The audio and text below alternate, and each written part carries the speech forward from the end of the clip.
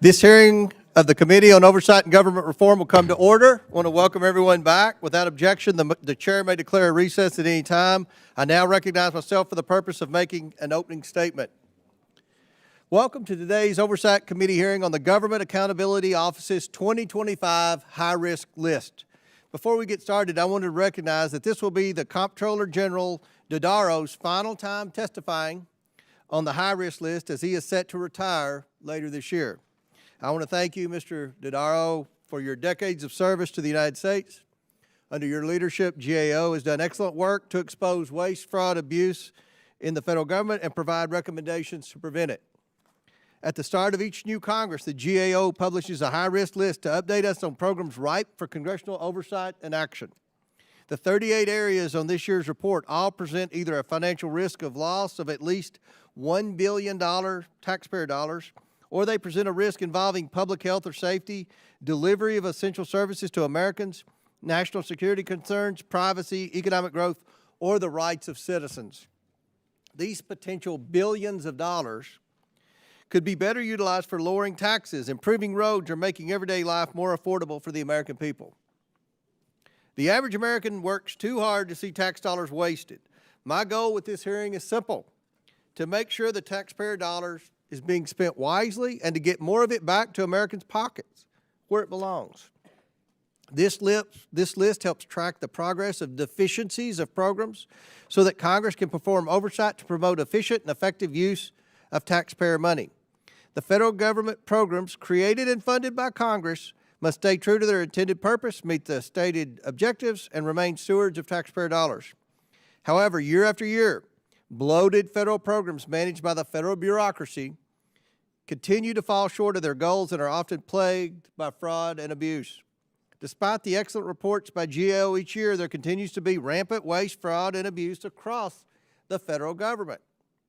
For more than 30 years, GAO has provided members of Congress with this report. Yet familiar programs remain on this list now, which were there in the very beginning. Americans are tired of the federal government failing its report card. The American people elected President Trump to drain the swamp and rein in the runaway bureaucracy. And President Trump is delivering on this promise.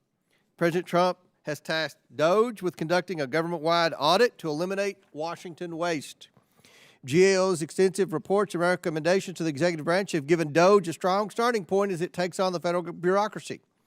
DOJ has taken note of GAO's critical work in identifying trillions of dollars lost to improper payments made by programs like Medicaid and unemployment insurance. And now DOJ is taking action to address the root causes of improper payments. DOJ has recognized GAO's reports on the need to modernize IT for a more efficient and effective federal government. And Elon Musk and his A-team are working on solutions to make that happen. The GAO's high-risk list includes the Department of Defense's financial management. DOD, I will remind everyone, has failed audits for 7 years in a row. Under President Trump's leadership, Secretary Hegseth is going to work with DOJ to finally address this. Now more than ever, GAO's work tells us that we need more data, more tracking of funds, more oversight, and yes, more efficiency to know exactly where taxpayer dollars are going. We are excited to work with the Trump administration to continue our mission of cutting out waste, fraud, and abuse. I look forward to hearing from Comptroller General Dodaro on the good work GAO is doing and how this committee and the Trump administration could protect the American people's money from being wasted by their government. Americans want more than another report telling them about all the problems in Washington. They want action to right the ship, and that is just what President Trump, DOJ, and the Republicans in Congress are doing for the American people. And with that, I now yield to the Ranking Member Connolly for his opening statement. I thank the Chair, and I welcome Mr. Dodaro. This is one of my favorite hearings in the calendar year, and I think it's also very important. If you really want to get at waste, fraud, and abuse, and you want to achieve efficiency, which is the ability to maximize good outcomes while minimizing waste, wasted time, wasted energy, wasted money, the high-risk list of GAO is a great place to start. In fact, when this committee has paid attention to that list, we have effectuated serious savings. I'll give the example. in information technology modernization, which I focused on in the 16 years I've been in this committee, we have saved, according to GAO, $31 billion. So when we talk about efficiency and trying to achieve results for the American people, you don't do it by taking a wrecking ball to the entire structure and hope you get the bad with the good. You, in fact, take out a scalpel and you cut out the excess, you cut out the waste, and you do it in a thoughtful and reflective manner. Unlike what the chairman has just said, I don't believe President Trump and Elon Musk have in fact done that at all. They have done mass firings, mass resignations, and attempt at resignations. To fire everyone in a probationary status is not to pick the good from the bad. It is, in fact, to treat everyone as the same and hope for the best. And our seed corn is being lost. We need to have talent for the future. The approach of DOGE so far, and Elon Musk in particular, actually is injurious to the future course of skill sets needed in the federal government. We need higher skill sets. We have to replace a number of workers in the federal government who are going to retire and are eligible for retirement. Unfortunately, the approach of this administration so far, led by Mr. Musk and DOGE, does not do that at all. So I'm looking forward to talking about other opportunities like improper payments, which this committee talked about for years. I believe, Mr. Darrow, the improper payments add up to something like $281 billion a year. You know, if we multiply that times 10, that's almost $3 trillion we could reduce the debt by if we got serious about dealing with improper payments. When we look at revenue owed to the federal government, owed to IRS, but not collected because of IRS's inability to audit and collect, that number is anywhere from $0.5 trillion to $1 trillion a year. The last Trump commissioner of the IRS said it was $1 trillion a year. Well, if we took that high number and multiplied it by tens, that's $10 trillion. You know, that's a third of the national debt almost. So there are things we can do. Another one is legacy systems, which again GAO has talked about. They've highlighted the top 10 candidates for retirement in legacy systems of IT, which would save over $331 million a year. The oldest legacy system I believe you've identified, Mr. Dodaro, is 51 years old. So we can do productive things. We can find common ground, Democrats and Republicans. But we on this side of the aisle are never going to support a mindless wrecking ball approach to, quote, achieving efficiency in the federal government. That's not how to do it. It will wreak harm on the American people. It will damage our form of government, and it's not something that will ever merit our support. I yield back. Ranking member yields back. I'm pleased to welcome today's witness, Comptroller General Gene Dodaro, who brings more than 50 years of experience at the U.S. Government Accountability Office and has served as head of the legislative branch agency since 2010. The Comptroller General is serving the final year of his 15-year term. Mr. Dodaro has testified before Congress 220 times on GAO's recommendations to improve the performance and operations of the federal government, leading to work that has led to over $1 trillion in financial benefits to the American taxpayer during his tenure. Comptroller General Dodaro was influential in developing the concept and content of the high-risk list, which over the last 15 years has averaged financial benefits of about $40 billion per year. Thank you for joining us. I look forward to our discussion this afternoon. Pursuant to Committee Rule 9G, the witness and his staff will please stand and raise their right hand. Do you solemnly swear or affirm that the testimony you are about to give is the truth, the whole truth, and nothing but the truth, so help you God? Let the record show that the witnesses answered the affirmative. Thank you, and you all may take a seat. We appreciate you being here today and look forward to your testimony. And I want to remind the members of the committee that when the Comptroller General testifies, he has his staff with him, and sometimes he'll yield to his staff to answer certain questions. So that's why they were all sworn in. Let me remind the witnesses that we have read your written statement. It will appear in full in the hearing record. Please limit your oral statement, sir, to 5 minutes. As a reminder, please press the button on the microphone in front of you so that it is on and the members can hear you. When you begin to speak, the light in front of you will turn green. After 4 minutes, it will turn yellow. When the red light comes on, your 5 minutes have expired, and we ask that you would please wrap it up. So now I recognize Mr. Dodaro for his opening statement. Thank you very much, Mr. Chairman, Ranking Member Conley, members of the committee. It's very good to be here today to talk about GAO's high-risk area, which focuses on fraud, waste, abuse, mismanagement, but also on broad-based transformation that's needed for a number of our programs to achieve greater efficiency and effectiveness in government. There's been some good progress since our last update. As has been mentioned, we've saved over $760 billion over time through implementation of recommendations that have been acted on by the Congress and the administration on the high-risk areas. Today, I want to focus on a couple of things. One, we're adding one new area this year, and that's improving the delivery of disaster assistance. Storms are becoming more frequent and intense. In the last 10 years, the federal government's appropriated $500 billion for disaster assistance. FEMA is stretched way too thin. They're managing right now over 600 disasters. Some of them go back 20 years. The system is fragmented. There are over 30 different federal agencies involved in delivering assistance. There's confusion, overlapping regulations. We need reform in that area, and that's why we're highlighting it. There's also opportunities to better manage the cost of the federal government. As has been mentioned by the chair and ranking member, improper payments remains a very intractable problem. The last 6 years, there's been over $150 billion every year in improper payments. That's not even the complete number. There are a number of programs aren't even reporting. There's $600 billion net tax gap between the amount the taxes owed and taxes collected by the IRS. Voluntary compliance is hovering around 82, 85%. We can do better in that area to make sure the government's getting its fair share of revenue. There are many major acquisitions across the government, including DoD weapons systems. They're on the high list. The Department of Energy contracting for nuclear development and cleanup of our weapons complex. These contracts are consistently overrun, over budget, and delays occur and don't deliver on the promises.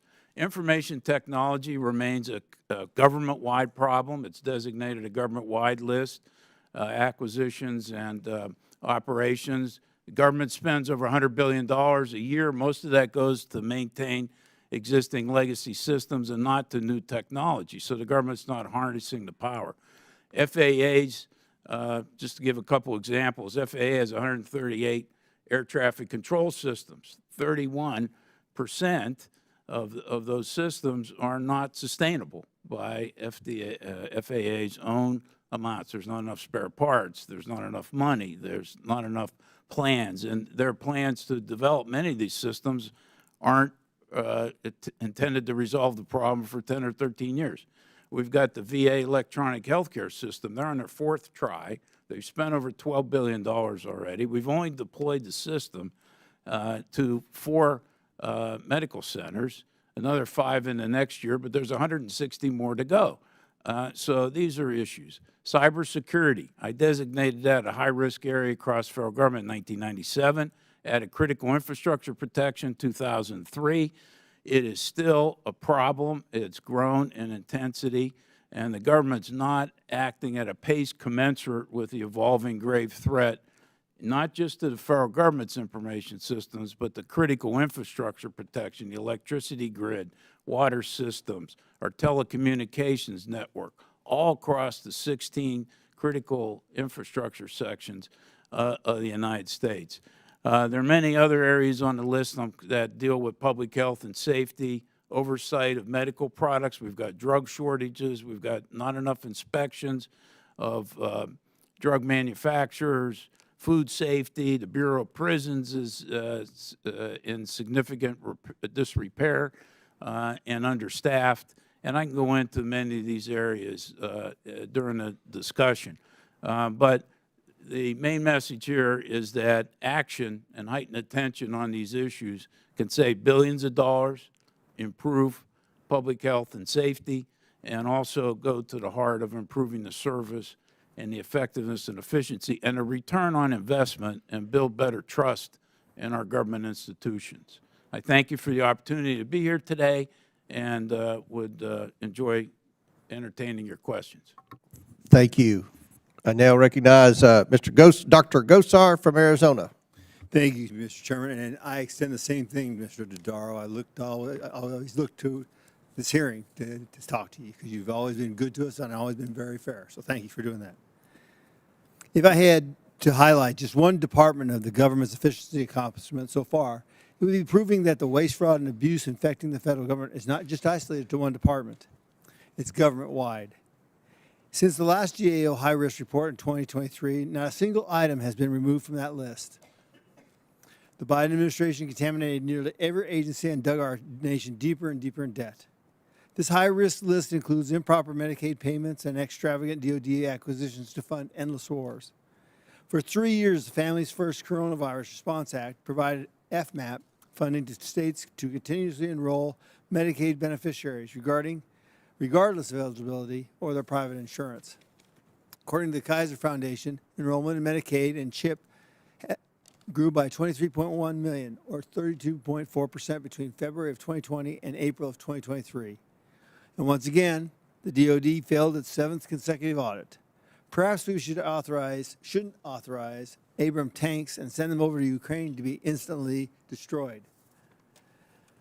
Mr. Dodaro, the high-risk list also mentions the infrastructure of the Bureau of Prisons. Bureau of Prisons is planning to close 7 facilities and 3 satellite camps due to budget constraints. I know who has been empowered with emergency funds, ICE, who needs more detention beds. My question for you would allowing ICE to use these BOP facilities as detention centers help generate additional revenue and expand the use of federal excess federal property, perhaps even improve the infrastructure? We haven't taken a look at that issue yet. I understand what your concerns are. And I don't know. We'll be taking a look, and I'm sure asked to look at how ICE is using those facilities and whether that's having, what effect that's having, both positive and potentially negative. And we'll have to see. But I'm deeply concerned about the state of the prisons. They're very understaffed, and there's excessive use of overtime, and that can lead to both safety concerns for their staff as well as incarcerated individuals. They're also, despite the First Step Act, they haven't really focused on evaluating programs that are intended to help people transition back into society and not prevent recidivism, from occurring and them ending back in prison shortly after their release. So I don't know to what extent ICE using the facilities will complicate or potentially have other effects on that area. But we'll look at it. And to follow up on that is if you regard this as a transfer, could you tell us actually how you would transfer that property to? Yeah, I'm not sure. I'd have to look at the ownership of who owns the prisons. Now, the report also flags that the FDA must do a better job to protect public health and improve its oversight of temporary use or, quote, unapproved medical products like drugs, vaccines during emergencies. Question for you. In your investigation of this lack of FDA oversight, did you uncover why the FDA approved the emergency use of the experimental COVID shot, but not ivermectin for the treatment of COVID? Let me ask Justy. Let me call our expert up in that area. This is Jess Farb, Ms. Jess Farb, who's Managing Director of our healthcare work. Thanks, Jeff. Congressman, we haven't looked into the use of EUAs for ivermectin or vaccines at this point. We haven't been asked to do that yet by Congress. Well, one of the things we're going to have to really look at is approve FDA because there's trouble all the way around, and I think both sides can agree on that one. The report recommends the collection of tax payments for oil and gas leases to help improve, quote, improve the government's fiscal position. Would you agree that funds generated from the taxes on oil and gas leases on federal lands would help reduce the deficit? Yes. So let's approve some more oil and gas leases? Pardon me? No. Our finding is that it's already being produced. Okay. And the government's not collecting, has no assurance it's collecting the amount that's already due. I'm not suggesting they, produce more, but for what's being produced, royalty payments are due to the government. the Interior Department systems are in kind of disarray, and it's not clear that they're collecting the revenue that's due to the government. Thank you, Mr. Dodaro. I'll yield back. Chair recognizes ranking member for 5 minutes. Thank you. Mr. Dodaro, welcome back. You've been doing high-risk reports to this committee for a long time. And on the high-risk list this year, there are how many items again? There are 38 items. 38. And how many has Congress taken action on? There's quite a few. I mean, we took off last. Well, quite a few is a little general. Well, I can add 19? before. 20? I would say probably 20 is a fair statement. 20. 20. Over time. So Congress hasn't ignored the high-risk list. No. But there are some perennial favorites that keep on coming back for one reason or another, are there not? That's correct. And what would be a couple of examples of that? Well, there's some charter members who have been on since 1990. Can I ask you to speak close to the Yeah, microphone? sure. There's some charter members who have been on since 1990. Medicare, for example, the DoD weapons systems has been on the list since 1990. Medicaid joined in 2003 along with real property across the federal government. As I mentioned earlier, put cybersecurity on in 1997. So those are some of the ones that were early additions to the list. And there have been, I want to be clear, there have been improvements in some Right. of those areas, but they're not to the point where risk is being managed properly and we're still have opportunities to do better. Right. If we adopted all of the recommendations GAO put forward on the high-risk list, any idea what the savings could be to the United States taxpayer? Upwards of over 200 billion. 200 billion a year Uh, or total? total, but some of them would continue on time. Right. you know. Okay. And that's a very conservative estimate. I think it could be more, much more. Well, just for example, the savings from IT modernization, which has been on your high-risk list, is 31 billion. So yeah, and by the way, it's a gift that keeps on giving. That's correct. If we focus on real efficiency. Are you familiar with the Taxpayer Funds Oversight and Accountability Act, previously known as the CFO Vision Act? Yes.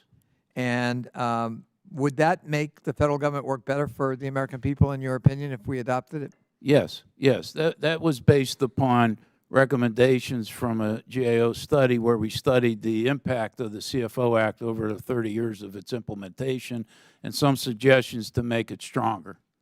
And does that bill also address improper payments and fraud? With some additional provisions added, it could and could. should. And I'm happy to provide additional suggestions to the committee in that regard. Yeah. Could you just talk a little bit about improper payments? Refresh our memory what we mean by improper payments. Yeah. We don't mean the government deliberately goes out and throws money from the rooftop. No, that's not in the official statutory definition, and I would not support that. For the record, official neither would I. The official definition is it's a payment that it should not have been made or was made in the wrong amount. Some of them can actually be an underpayment. Most, however, are overpayments, probably 90% of them. They happen when money is given to somebody who's really not eligible to receive the benefit, or the payment calculation is incorrect, Right. or somebody submits a bill for a service that was never provided. And of course, some of the improper payments could be fraud. And fraud is broader, and the improper payments really are only estimate of about 80 federal programs. They're a very small subset. They should be bigger, but fraud occurs throughout the federal government. So fraud can occur beyond the improper payments. But the improper payments. Final point, it just seems to me that part of the problem with improper payments to the federal government is there's no sort of incentive or reward system in the federal workforce to reward you for catching improper payments and trying to deflect them. The reward system is getting money out the door and understandably and providing benefits and services to needy citizens. real quickly, could you comment on that? Yeah, and how we address that? That's exactly right. I mean, more people in the federal agencies have gotten in trouble for not paying someone than they have from paying someone that they shouldn't have paid. And the incentives need to be changed. The other complicating factor is many of these programs are administered through the states. So there needs to be incentives at the states. And Labor Department, for example, has offered a suggestion that there be legislation to give states the ability to keep 5% of whatever they recover in improper payments and use it to strengthen their payment integrity processes. And I support that. I thank the chair. Chair now recognizes Dr. Fox from North Carolina. Thank you very much, Mr. Chairman, and thank you, Mr. Dodaro, and we'll miss you when you retire. We appreciate you. Last year, North Carolina saw immense devastation caused by Hurricane Helene, with over 100 lives lost and nearly $60 billion in damage. While FEMA did show up to provide aid, I'd give FEMA and the federal response to Helene an overall grade of a D+. It's no surprise that quote, improving the delivery of federal disaster assistance, end quote, was added this year to the GAO high-risk list, which states that attention is also needed to improve processes for assisting survivors. I could not agree more. One of the biggest problems I recognized while helping constituents affected by the storms is how FEMA's representatives on the ground are telling people what the agency cannot do rather than what it can do. FEMA has a lot of experience dealing with disasters, yet it seems to have learned shockingly few lessons along the way. There should be an information roadmap available to those affected by disasters, including what they can expect from FEMA. This roadmap should include how much and what kind of aid they can expect to receive, a timeline for aid, information on all available assistance, and what types of decisions will have to be made in the coming weeks, months, and years. What recommendations do you have for FEMA to, quote, improve processes for assisting survivors, end quote? I'll give a couple examples, and I'll turn to Chris Curry, who's our expert in the area, and he can enumerate all the suggestions that we have. One of the things is we think FEMA gets involved in too many disasters. Right now, it's based on a per capita amount of $1.86 per capita. It hasn't been adjusted over time. So they get involved in a lot more disasters that if they effectively evaluated the state and local ability to do it, we estimate they could be non-involved in about 27 fewer disasters, which would help deal with this issue. So I'll turn to Chris for other examples. Yes, ma'am. The way you described it, I could not agree more with. The problem is we have a system that was created to do good, but it's not helping the survivors that it's supposed to help. And your description is right on. The problem is we have the survivor in the community has to pull the assistance out of FEMA and undergo a very complicated process that's often fragmented across multiple agencies, and it's very confusing, and survivors get worn down, understandably. So in terms of our recommendations, we actually have a number of options to simplify the system, but also to reform how the federal government provides this assistance so communities and survivors can get it quicker and more easily. I have a follow-up question I'll send to you all because I'm not going to have enough time for you to answer that, and I need ask another question. We've worked very hard in this committee on postal service reform, and we are concerned that the high-risk list notes the Postal Service lost $16 billion in fiscal years 2023 and 2024 and has $181 billion in debts and liabilities. The Postal Service cannot continue operating as it has with its financials in such bad shape. What suggestions do you have for us to shore up the Postal Service so it can continue to provide critical service, especially in rural communities like the ones most of us represent? Yeah, there's a basic expectation gap between the Congress and the Postal Service, and I think that gap has to be closed. Congress wants certain delivery expectations set for the Postal Service, but there's no way they're going to generate the revenue necessary in order to meet those expectations that Congress has for it. So I think there has to be a negotiation between Congress and the Postal Service, say, this is what we want you to do, how much can you generate? They need to keep trying to reduce their costs, and they've had some success, but not a lot. And I think that's fair to ask them to reduce their costs. But at some point, Congress has to say, here's what we want, and here's what we're willing to help contribute to pay to keep that level of service going. It's my understanding that they've done not nearly enough to automate and to reduce those costs. Do you have some suggestions in that area? Yeah, this is Dave Maroney, our director in charge of postal work. So they have made some initial steps to transform their network, but there still is a lot that remains to be done. The network is antiquated. They are in the process of trying to transform it, but there have been some problems in that transformation. In certain areas where it's been implemented in Atlanta and Richmond, you've seen declines in service performance as the rollout was done.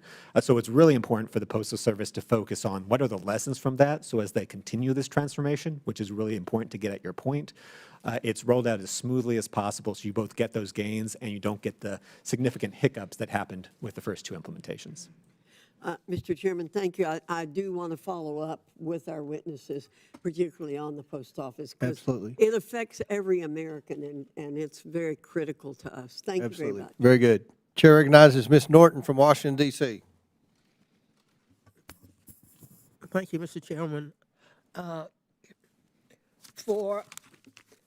For this year's high-risk update, the Government Accountability Office found that inadequate staffing and skills gaps contributed to more than half of the nation's highest risk challenges. Mr. Dodaro, why are federal workers such an important part of the equation in tackling high-risk areas? Having the right numbers of staff with the right skills is very essential. Let's take VA. Healthcare is on the high risk for timely, not providing timely and quality health care. There's a real shortage of mental health providers. We have veterans that need suicide care, for example. Last I checked, there were 17 veterans a day committing suicide. So we need well-qualified mental health providers just in that area alone. You need guards that are well-qualified at the Bureau of Prisons. You need good people managing our nuclear weapons complex, security experts, et cetera. You need software engineers at DOD, and I could go on and on. So these areas, and we've had strategic human capital across the federal government on our high-risk list since 2001. I've been very concerned about the federal workforce doesn't have the proper skills that are needed to address many of these important areas that are providing critical services to the American people and at the heart of providing public safety. For example, there are not enough inspectors at FDA to inspect foreign drug manufacturers. They only have 22% of the manufacturers. Yet most of our drugs now come from foreign manufacturers in China and India and other countries, and we're not inspecting them the way we should. Our food supply, 15% is imported, but in some categories like seafood, it's over 80%. Fresh fruits and vegetables, over half. And we don't have enough inspections being done on our food supplies either. EPA is not doing enough assessments to assess toxic chemicals before they're introduced into society. So these are the reasons that we have this issue on the high-risk list, because they don't have the right people and enough skills in order to execute their mission to protect the American people. Well, unfortunately, Elon Musk and the Department of Government Efficiency missed the memo on when they came to power and began terrorizing the federal workers that serve the American people day in and day out. And let's not forget that a third of these federal workers are veterans. Instead of focusing their efforts on recruiting and retaining talented people to put their skills to work solving the nation's challenges, Elon Musk offered an illegal scam buyout.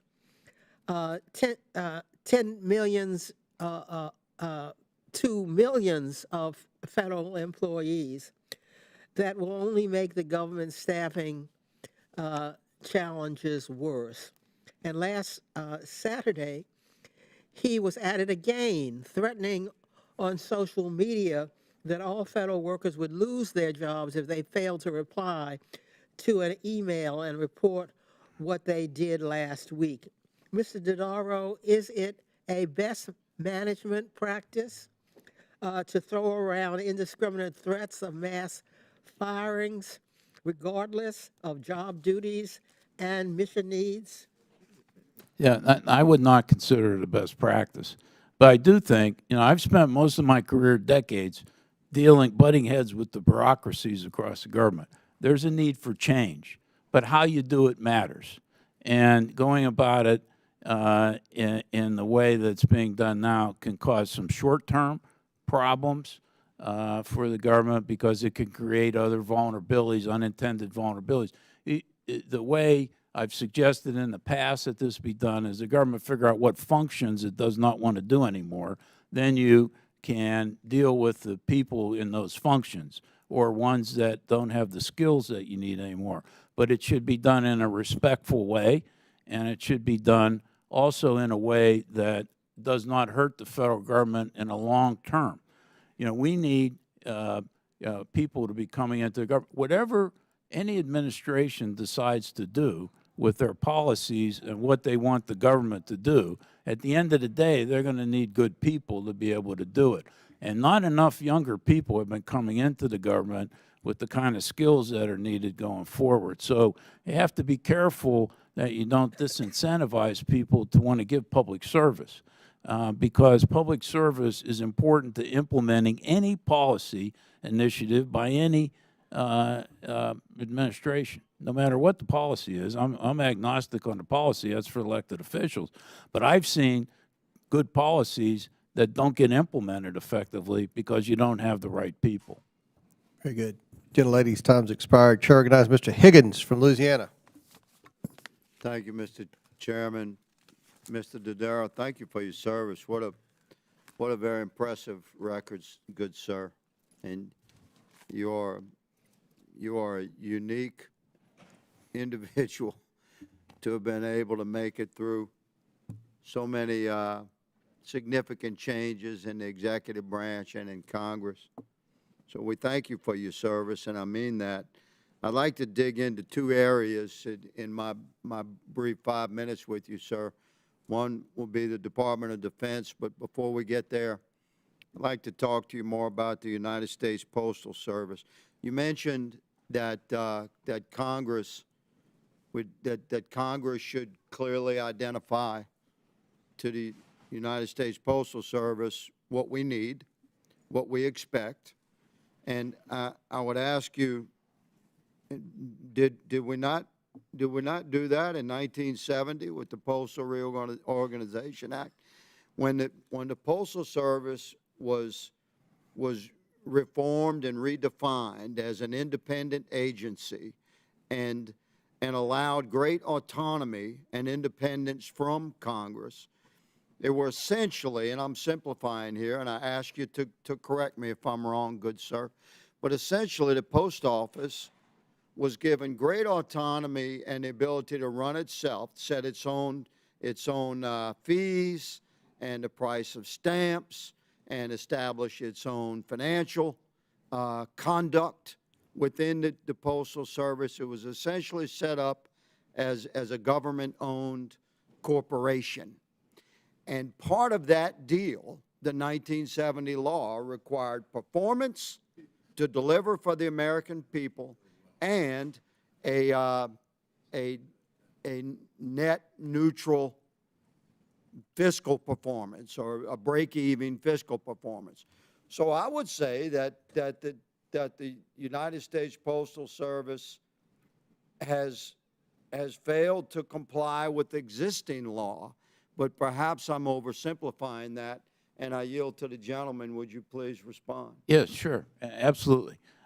Fundamentally, structurally, your description is sound, and it was intended for the Postal Service to operate like a private entity, all right?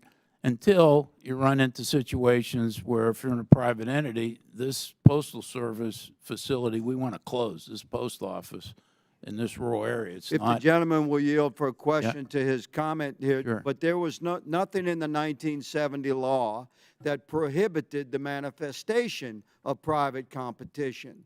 So any reasonable corporate structure Right. would have anticipated the manifestation of private competition. So I would say that the post office was never insulated from the impact of potential private competition, nor are they at this time right now. yeah, no, I'm not talking. So why would we give them the autonomy of corporate structure without the responsibility to perform within the reasonable guidelines of corporate structure, including consideration of private competition? And I yield back to the gentleman. Yeah, well, there's certain areas they have competition in, and certain areas they're a monopoly. First-class mail being a classic example of the monopoly.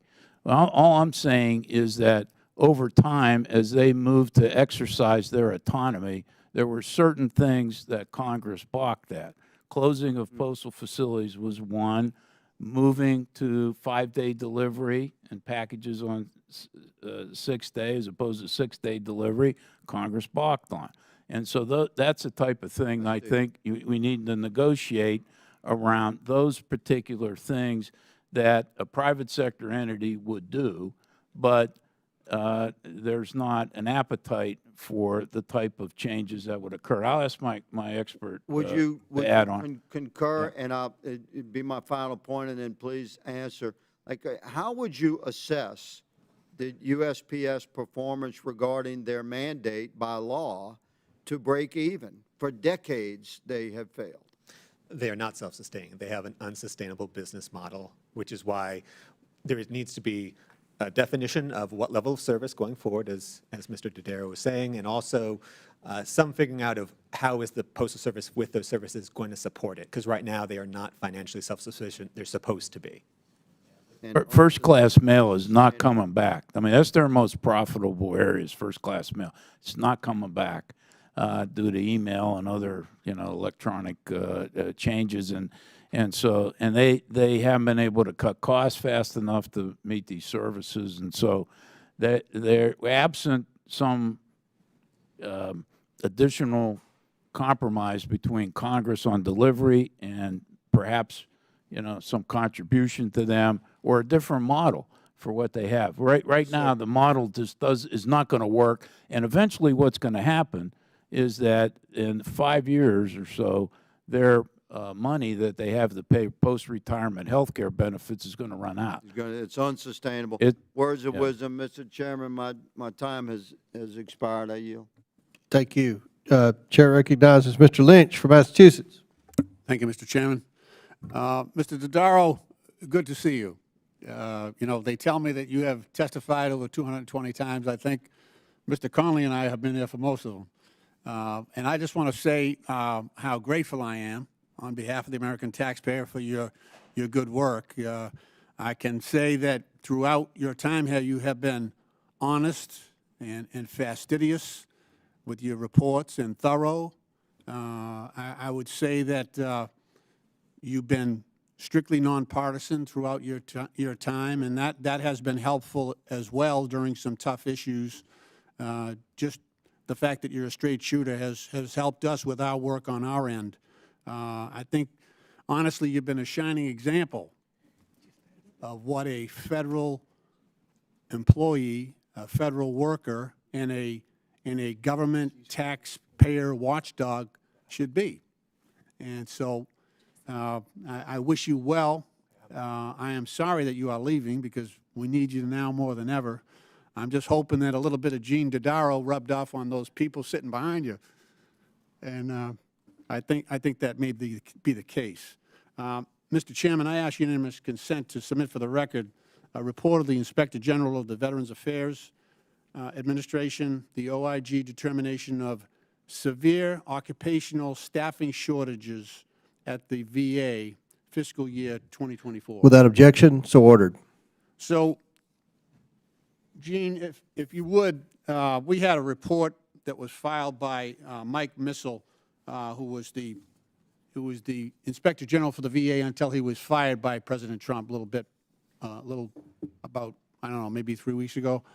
Anyway, he reported that the VA Health Administration, which cares for more than 9 million veterans in 1,400 healthcare facilities and 170 VA medical centers, was experiencing severe occupational staffing shortages of about 3,000 people, 2,959 people, with over 82% of the facilities reporting severe shortages of medical officers and nurses. So the nurses are like the Marine Corps of our health system, and especially at the VA. They do it all. Doctors take the credit, but the nurses do the work. And what did President Trump do? And Elon Musk came in and fired another 1,000. That was right when they came in. And then later on, which included healthcare workers, employees who process benefit claims, workers who staff the VA suicide crisis line, with record suicides among veterans. And then, just yesterday, the president went back and fired an additional 1,400. So now we're down 5,400 employees at the VA. This is something we used to agree on between Republicans and Democrats. Can you offer us an assessment on how these terminations will impact veterans and their families? We're going to take a look at that because it's on the high-risk area, but it's not going to help the situation. We already had them listed as having shortages in those areas, and they have difficulty retaining people. I'm very concerned about mental health and suicide prevention. We're looking at the crisis hotline right now, the request of the Senate. We're due to issue some reports. I'll ask Jess Farb to add her views. She's our managing director for healthcare and follows this carefully. But it's a reason to be concerned. Yeah. Well, Congressman, as Gene, you could be a little more forthcoming because you're retiring. So, if you want to have at it, let me know what you think. But ma'am, go ahead. Sure. I'm sorry. So I would say apologize. that it's obviously VA has struggled with just making sure that veterans get timely access to health care. And so not having the right number of people with the right skill sets and the right ability to treat veterans is going to affect what's already been a longstanding issue at the VA in terms of timeliness of care. As we've reported in the past about how long veterans have waited. So the people that schedule the appointments are very essential to making sure that veterans are able to get care both in the VA facilities and in the community. Yeah. The other thing that worries me is, right now, I asked the VA, how much of a backlog do you have on claims, cases coming, veterans coming in, especially with the PAC Act.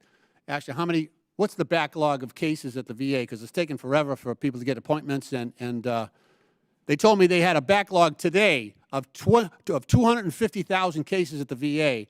They just laid off an additional 2,400 people. So, I mean, can you surmise what the impact that's going to create? Well, it's going to create make an already bad situation likely worse. One of the times, VA handling of disability issues is also on the high-risk list. We've had it on the high-risk list for a long time, and there was a point in time, I don't know, I hope it's a little better now, but where if you went for an appeal, it'd take you up to 7 years to get your appeal resolved. Exactly. People would die before they would get a decision on their disability claim area, and the PACT Act did increase their workload. Now, I haven't looked specifically at what's happened, but we will as part of our work. But I know the situation was not good to begin with. All right. Thank you, Madam Chair, for your indulgence, and thank you, And generosity. Mr. Dodaro. Generosity, Yeah, yep. and indulgence. Okay, thank you. I'll now recognize myself for 5 minutes. Thank you, Comptroller General Dorado, for being with us today. And I apologize for you having to bear witness to the tantrums that unfolded in this committee earlier today. The Oversight Committee is convened today to discuss something throwing the left into a tailspin, spending more time protesting and disrupting official proceedings than legislating. all because we're talking about cutting waste, fraud, and abuse and government mismanagement. For decades, this wasn't a partisan issue. You know who championed cutting back on waste, fraud, and abuse? No other than President Obama and Joe Biden. In 2011, Obama signed Executive Order 13576 to create a Government Accountability and Transparency Board under Joe Biden's watch to root out waste, to root out fraud, and to root out abuse in federal agencies. Joe Biden himself even admitted back then, quote, cutting waste, fraud, and abuse has been something Washington has talked about for decades, but now more than ever, what the American people need is action, end quote. But now the left has done a complete 180, claiming cutting waste, fraud, and abuse is fascist. They say it's a threat to democracy. They even say our nation's chief executive shouldn't be allowed to direct or control the executive branch, or even ask an unelected bureaucrat who works for him what they did at work last week. We just want to know, what are the top 5 things you did at the office? You should know in about 5 minutes. And if you can't answer that question, you probably shouldn't be employed by the federal government or any company or organization. I would never hire you. Their disruption has nothing to do with policy and everything to do with Trump derangement syndrome, and I fear that their disruption is pathological. It's about their need to oppose anything tied to President Trump. They'd rather protect bloated bureaucracy and light our tax dollars on fire than admit he was right. So I'll repeat, they have Trump derangement syndrome, and I fear this is terminal. Now, turning to an issue of great importance to me as chairwoman of the Cybersecurity, Information Technology, and Government Innovation Subcommittee, Mr. Dodaro, the 2025 high-risk list highlights serious failures in federal cybersecurity and technology modernization, as you are, I'm sure, fully aware. Federal agencies spend billions of dollars a year on software without a comprehensive or detailed understanding of what they're purchasing and how it compares to what they're already paying for. In other words, a lot of duplication. GAO has reported without improvements to IT portfolio and investment reviews, saying the federal government will likely continue to expand resources and IT investments that do not meet the needs of the government or the public. What steps should agencies take right now to actually understand the software they're buying instead of just throwing taxpayer dollars at it, hoping for the best? What's your advice? Yeah, I'm going to turn to Carol Harris, who's our Director in Information Technology, and she can enumerate for you. Terrific. Thank you for the question. So a number of things that can be done. First of all, with regard to IT management, I mean, we have a major issue where we have $100 billion annually going to the IT budget across the federal government. 80% of that money is going towards sustaining old systems. So we have to tackle the legacy How old are some of issues. these systems? Some of these systems range, up to even like 50 years old. So they're old and they need to be. These are the legacy systems, These are right? On correct. very These old are the legacy technology. systems. What kind of That's right. technology were they coded with? With COBOL, for example, and other antiquated computer languages. And that's part of the issue where now for these particular systems, the government is having a difficult time finding staff and knowledgeable people to actually work on these programs because these computer languages are out of date. After I taught myself HTML in college, because there weren't college classes on how to code HTML, and I considered it a real programming language, some people may not, but I learned COBOL when I was back in 1999. I worked on Y2K stuff, and I mean, that was almost 26 years ago, 27 years ago when I did that. And the fact that we're still using it decades later. Real quickly, I only have 45 seconds left. What are some of the security and operational risks resulting from the last administration's failure to review and manage federal government IT? Well, when you take a look at those legacy systems, for example, because we're continuing to manage them, there are cybersecurity vulnerabilities associated with those, as well as the staffing challenges, as well as, just increased costs associated with maintaining these. So the security vulnerabilities in maintaining these old systems are very real, and we have to address them. And we've made multiple recommendations. We have 700 recommendations that are still open that need to be addressed immediately. And thank you both for your time today. I will yield back. I will now recognize Mr. Khanna for 5 minutes. Thank you, Madam Chair. First, I wanted to comment on the earlier debate where Representative Grothman and Representative Green said that some of these cuts that Musk and Doge are making are good and making our country more efficient. And our side said, no, there are federal workers who are being fired without cause, and they aren't the poor performers that they are. And I guess my question for the chair, and I know Chair Comer isn't here, is why not have Elon Musk come before this committee and make the case? I mean, why not have Representative Green ask him to explain why she thinks the situation is good and have the confidence to explain that to the American public? And we can ask him questions about where we think that he has violated the law. But I do not understand what the reluctance is to have Mr. Musk come here. If you're so confident on your side that what he's doing is in the interest of the American people, why not have speech and have him here? And I hope that the chair will consider that request. Mr. Dodaro, I have great respect for you, and I have great respect for your service. But with due respect, this is not a time for caution in speaking out. Your predecessor, Elmer Statz, took Gerald Ford to court because Ford was not willing to comply with the Impoundment Act. This was not a decision that she made, that Statz made, but lawyers, Statz spoke out. And I want to ask you whether what you think the President is doing in pausing these payments automatically is a violation of the Impoundment Act. Yeah, we are looking at that issue. We've already sent letters to the administration asking them to explain their legal position to us. And we will be making rulings as to whether or not these issues violated the Impoundment Control Act or not. When will you be making that? As soon as we can get the information from the administration. We're following the court cases as well, so we're evaluating the court filings What there. if they refuse to give you the information? Well, we have the information that's available through the court filings of what their legal positions are for many of these issues that are subject to the litigation. Would you say within 45 days? Because that's the rescission, I mean, they have about 45 days. I mean, I think the automatic payments is a violation itself. Yeah, we are going to make these decisions as fast as possible. I fully intend to carry out our responsibilities under the Impoundment Control Act expeditiously and thoroughly. But how about by May 1st? I'll check with my attorneys, is what the people always say. Let But me ask you, I'll but check. I'll let you know. Yeah, I'm going to do it as quickly as we can.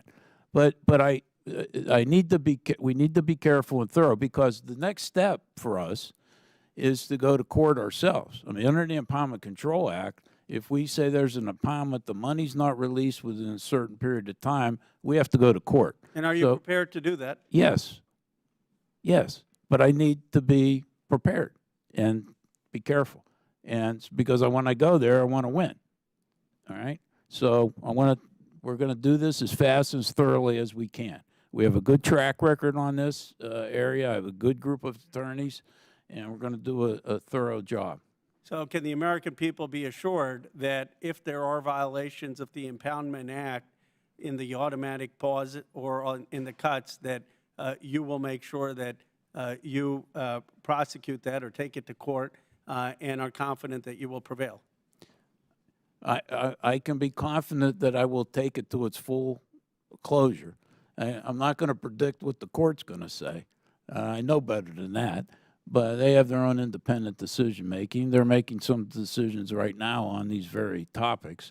And but I know, and I'm confident I can give the American people assurance we will carry out our responsibilities. But to all the constituents who are saying we're not doing enough, these things are getting paused, there are cuts that are happening, you can assure them that you are moving as expeditiously and taking this as seriously, that this is your top priority in making sure that you're going to uphold the Impoundment Act and take aggressive action if it's violated. Yeah, absolutely. Absolutely. I've been talking about this as soon as things started to unfold.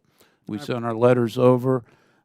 This is very important. Now, there's a lot of factors that go into making these decisions. One is how specific Congress was in the appropriation law to begin with.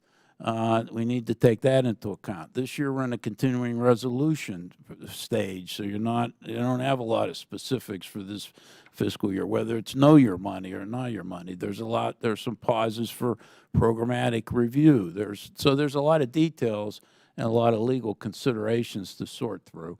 But this is a high priority for us, and we're going to execute our responsibilities. I appreciate it. All right, I'll now recognize Mr. Biggs for 5 minutes. Thank you so much. It's good to see you again. Welcome back. I have a question for you with regard to the Impoundment Act. Let's say Congress appropriates $1, but the administration finds a way to do the same task that dollar is supposed to go for 75 cents. You don't think that they're violating the Impound Act if they don't spend $1, the full dollar, do you? Well, that's a hypothetical question. I'd like to see the federal government spend $1 on something. I don't think that that's going to happen. But the theory behind your question is, did they spend everything that Congress intended them to spend? That's and right. if they don't, there's nothing wrong with that. The Impoundment Act provides a remedy for the president to submit a rescission proposal to the Congress, and the Congress has 45 days to approve it. If they don't, then Right, they but agree. the process can be cumbersome. Is the point? You Well, kind but of the- but diminish there- the efficiency by doing the rescission act. But I don't want to take all the time from Yeah, that. but it's there's a process. So in your written testimony and in your report, you say that the areas on the high-risk list include programs that represented about 80% of the total government-wide reported improper payment estimate for fiscal year 2023. Agencies and the Department of the Treasury are taking some steps to address this issue. Much more needs to be done to control billions of dollars in overpayments and prevent fraud. For example, CMS should improve the timeliness of audits to identify and recover improper payments. You also make clear that while congressional action may be necessary to eliminate issues and that interagency coordination is needed, no progress has been made on improving Medicaid program integrity since it was added in 2023. In 2023, GAO designated the unemployment insurance system as high risk because, quote, unemployment insurance's administrative and program integrity challenges pose significant risk to service delivery and expose the system to significant financial losses. Similarly, GAO has, quote, designated Medicare as a high-risk program due to its size, complexity, effect on the federal budget, and susceptibility to improper payments. Further, the significant amount of Medicaid improper payments is a principal reason GAO included Medicaid program integrity on its 2023 high-risk list as well. In fiscal year 2023, the estimated amount of improper payments for Medicaid reached approximately $50.3 billion. Where's all that money going? Well, it's going to the wrong places. It's not quite clear. The estimates here, are made based upon sampling procedures. So it's not an enumeration of all the payments. It's just, for those that are in the sample where they make the payment, they try to recover the money. For other things, it's just an estimate of statistically. Yeah, so you're basing it on statistical information, right? Right. So it's impossible for you to tell how much of that is due to fraud. That's correct. Although we have made recommendations. We did a fraud estimate. What's your fraud estimate? Our fraud estimate from 2018 to 2022, that 5-year period, we estimated annual losses to fraud to be between $233 billion and $521 billion. So that period covered both before the pandemic and during the pandemic, which had, in my view, epic fraud during the pandemic. Right, right. Federal Medicaid spending was over $575 billion in fiscal year 2023 and is expected to increase over the next decade. What is needed to better manage the program? Is the Medicaid, did you say Medicaid or Medicare? I'm sorry. Medicaid. Medicaid. Yeah. Number one is you need to have better control over managed care portion of Medicaid. The estimates on improper payments for Medicaid only really are based upon the fee-for-service portion, which is less than half of the payments now. And we've encouraged much more aggressive fashion, looking at the managed care portion. They've increased the number of audits. They're starting to find more problems. So that's number one. Okay, okay, so I got to move on. All right. Because there's just too much here. Okay. Because you also noted that DOD has major problems as well. And so I've introduced, once again, the Audit the Pentagon Act, which aims to increase transparency and accountability in the defense budget and imposing financial consequences, because have they ever had a clean bill of health on an audit? Not for the overall department. There are some components, and I'm very pleased, the last 2 years, the Marine Corps has got an unmodified clean opinion. The other services, not so much yet. Now, I noted that Secretary Hegseth has made this a priority. I'm going to be communicating with him, meeting with him to say, if you want to do this, here are the things that need to be done in order to achieve an unmodified opinion for the whole department. And I'm sorry that we're out of time, because I would like to hear all your Medicaid remedies as well as your DOD remedies, but I have to yield back. Thank you. Okay.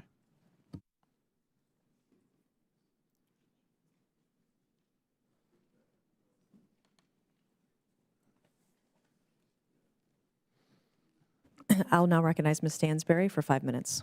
Thank you, Madam Chair. Mr. Dodaro, thank you so much for being here today, and also congratulations on your soon-to-be retirement, and thank you for your service to our country.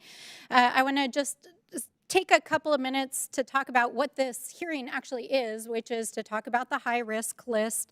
I'm a former OMBer, and we use GAO's reports at OMB to actually implement change across the federal government, and so I'm very acquainted with all of the work of your staff. Thank you for everything that you do. So I want to just clarify for folks who are watching at home, the Government Accountability Office is a nonpartisan government agency. It's part of Congress, it's part of the legislative branch, and your job is to audit, evaluate, investigate, and to provide recommendations as a congressional watchdog, both to Congress and to the executive branch, correct? That's correct.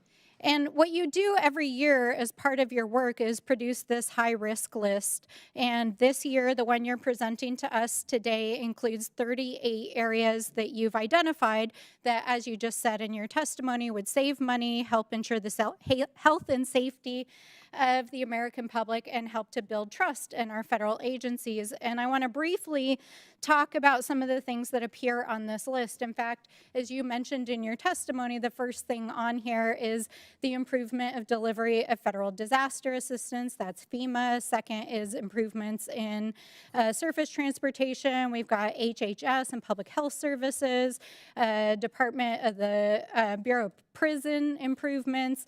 There's a bunch of DOD recommendations here about improving contracting and business practices, improving small business administration, resolving federal housing finance issues through HUD, EPA issues around environmental liability. There's national nuclear security on here, enforcing tax laws, including the IRS, improving certain FDA and DOI programs, improving VA service, CMS programs, and also the regulation of the financial regulatory system. And all of these things really are about the transformation of how the federal government provides services. And I heard you just say to Mr. Lynch as well as to Mr. Khanna that with respect to some of the specific programs that were asked about, that the just indiscriminate elimination of funding and staffing for these programs would not only fail to actually resolve the issues that you guys have identified, but potentially make them worse. Is that correct?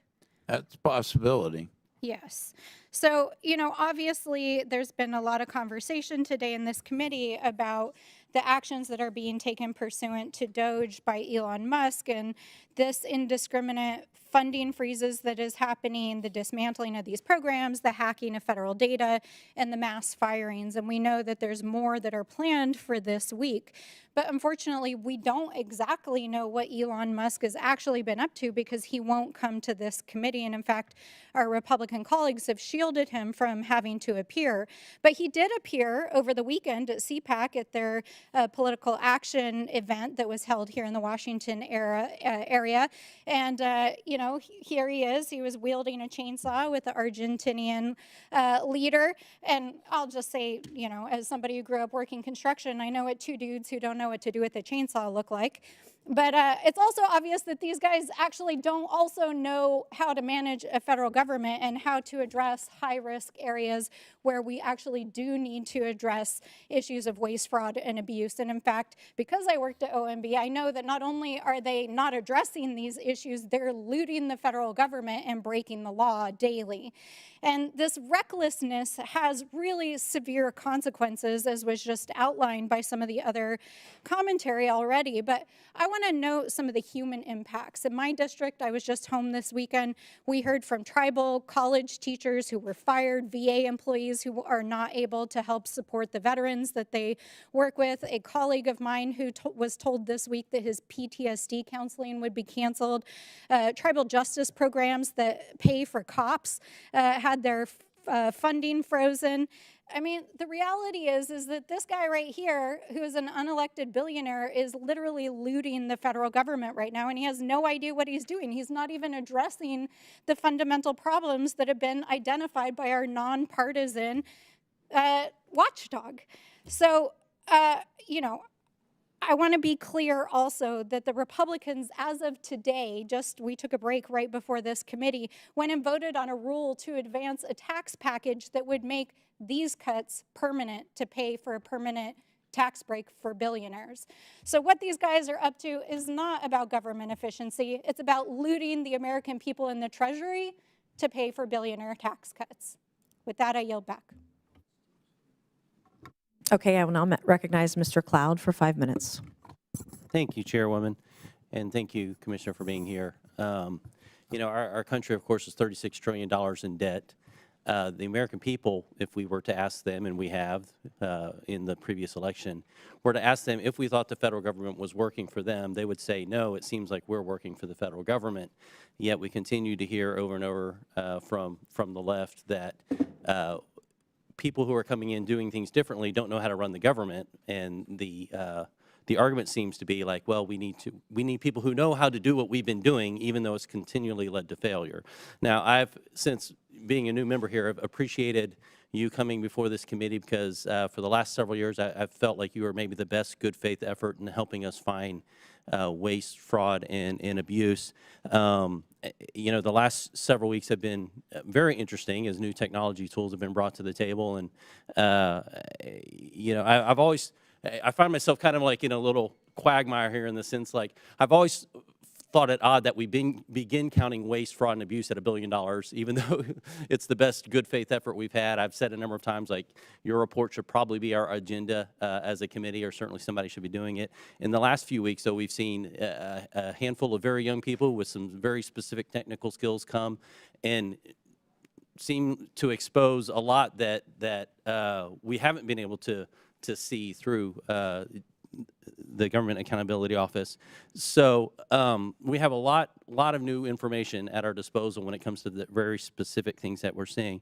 I wanted to touch on the report because while I do think that you do good work, I was also concerned about some of the things that I do see in the report and maybe some of the lenses that things are being interpreted through. One, for example, interest payments and what we're paying on interest isn't even mentioned, and yet it is superseding our military spending. One of the things you mentioned is strategic human capital, and all the solutions to address it have to do with basically more government. Okay, we need more programs, more training, more, and it continues to fall into this thing that we see continually throughout the bureaucracy where the answer to failed government is more government. And sometimes that can be the case, but there's nothing addressing the fact that it takes 2 years to fire a bad employee. You know, we could talk about the State Department recently. A lot's come out about USAID and, you know, transgender operas overseas and those kind of things. I didn't see, and again, it's 300 pages. I might have missed it, but I didn't see very much addressing the State Department. And then there was a lot concerning climate stuff, specifically when it came to connecting disaster relief to climate activity, man-made carbon carbon creation. And that at best, connecting that to hurricanes is at best debatable science right now, yet the report acts as if it is established, long-held science, and makes a number of recommendations for that. On the other hand, it says that we need to look at oil and gas revenues, and you actually mentioned it earlier that, you know, maybe we need to more, but we're talking about $15 billion there, and maybe, maybe there's 10% we're not getting, so we're talking, you know, $1 to $5 billion, but yet, on the EV mandates, we lost $7.5 billion. That's not addressed in the report as well. So I have some concerns about whether we talk about it being nonpartisan. I think that's your best intention, but at the same time, with a multi-thousand people on staff, I have some concerns about the true nonpartisan nature of the report. I do want to give you some time to address something because a lot's come up about Medicaid recently. There's a lot of fear-mongering, chicken little stories, the sky's falling if we do or touch anything in Medicaid. Meanwhile, we know that if we're going to correct course on the fiscal course of our nation, we have to address the mandatory side of things. But you give a number of things touching Medicaid that we can do that don't actually address the people that Medicaid was affected for. In other words, we're not taking disabled people off Medicaid where, you know, children are still being, their needs are still being met. Could you talk about some of those ways that we can find savings for the American people? Yeah, Do it in a way that, yeah. But before I get to Medicaid, though, let me just touch on some of the things you talk about. First, on an interest on the debt, I issue a special report on the fiscal health of the federal government, basically saying it's on an unsustainable long-term fiscal path. I specifically call out the increase in interest on the debt, call for a plan to put the federal government on a more sustainable fiscal path, point out the main cost drivers, which are health care, demographics, and growth and interest on the debt. So that's Thank you. And I've also tried to get made recommendations for about a decade to try to change the approach to setting the debt ceiling, which does nothing to control the debt. On the issue on staffing, we're not saying you need more government. We're saying the Congress and the administration said, this is what we want to do. And what we're saying is, okay, you don't have the people in order to accomplish what Congress has set in statute and the administration's priorities are. So we're not determining the size and scope of government. That's up to elected officials. We're saying, however you define it, it's not being implemented properly. Last, So, on the climate on that issue, point, yeah. on that point, with the change of policy that we're seeing from the Trump administration, could we expect this report to deal with climate issues differently and oil and gas issues differently? Well, Or is it on the gonna be climate, yeah, on the produced climate through the issue, same I sort of want to be clear on that. Our only focus on the climate issue is not on what's causing it, what's changed. It's on the fiscal exposure to the federal government. And that is the federal government as an insurer. Our flood insurance program is not actuarially sound. The flood insurance program owes $22.5 billion to the Treasury after the Congress has already forgiven $17 billion. The Defense Department's been under instructions from the Congress to look at its impact on its installations domestically and internationally. The agriculture crop insurance has more than doubled over a period of time. Wildfires have expanded, and the federal government's fiscally exposed. So all we're saying is, as the fiscal guardians of the federal government, it's costing a lot more money, and it'd be better to focus on resilience and to try to build things in up front. We're not commenting on the science of it or whatever on that area. Let me ask my colleague to talk about Medicaid, because we have a lot of good suggestions. I'll try to be quick. So we have over 65 recommendations, but there's 3 key ones that kind of get at program integrity in the Medicaid program, to your point, Congressman. So looking at the budget neutrality of Medicaid demonstrations and making sure that CMS is really clear about what that means when states experiment. We want to make sure that we're not spending more than we otherwise would have.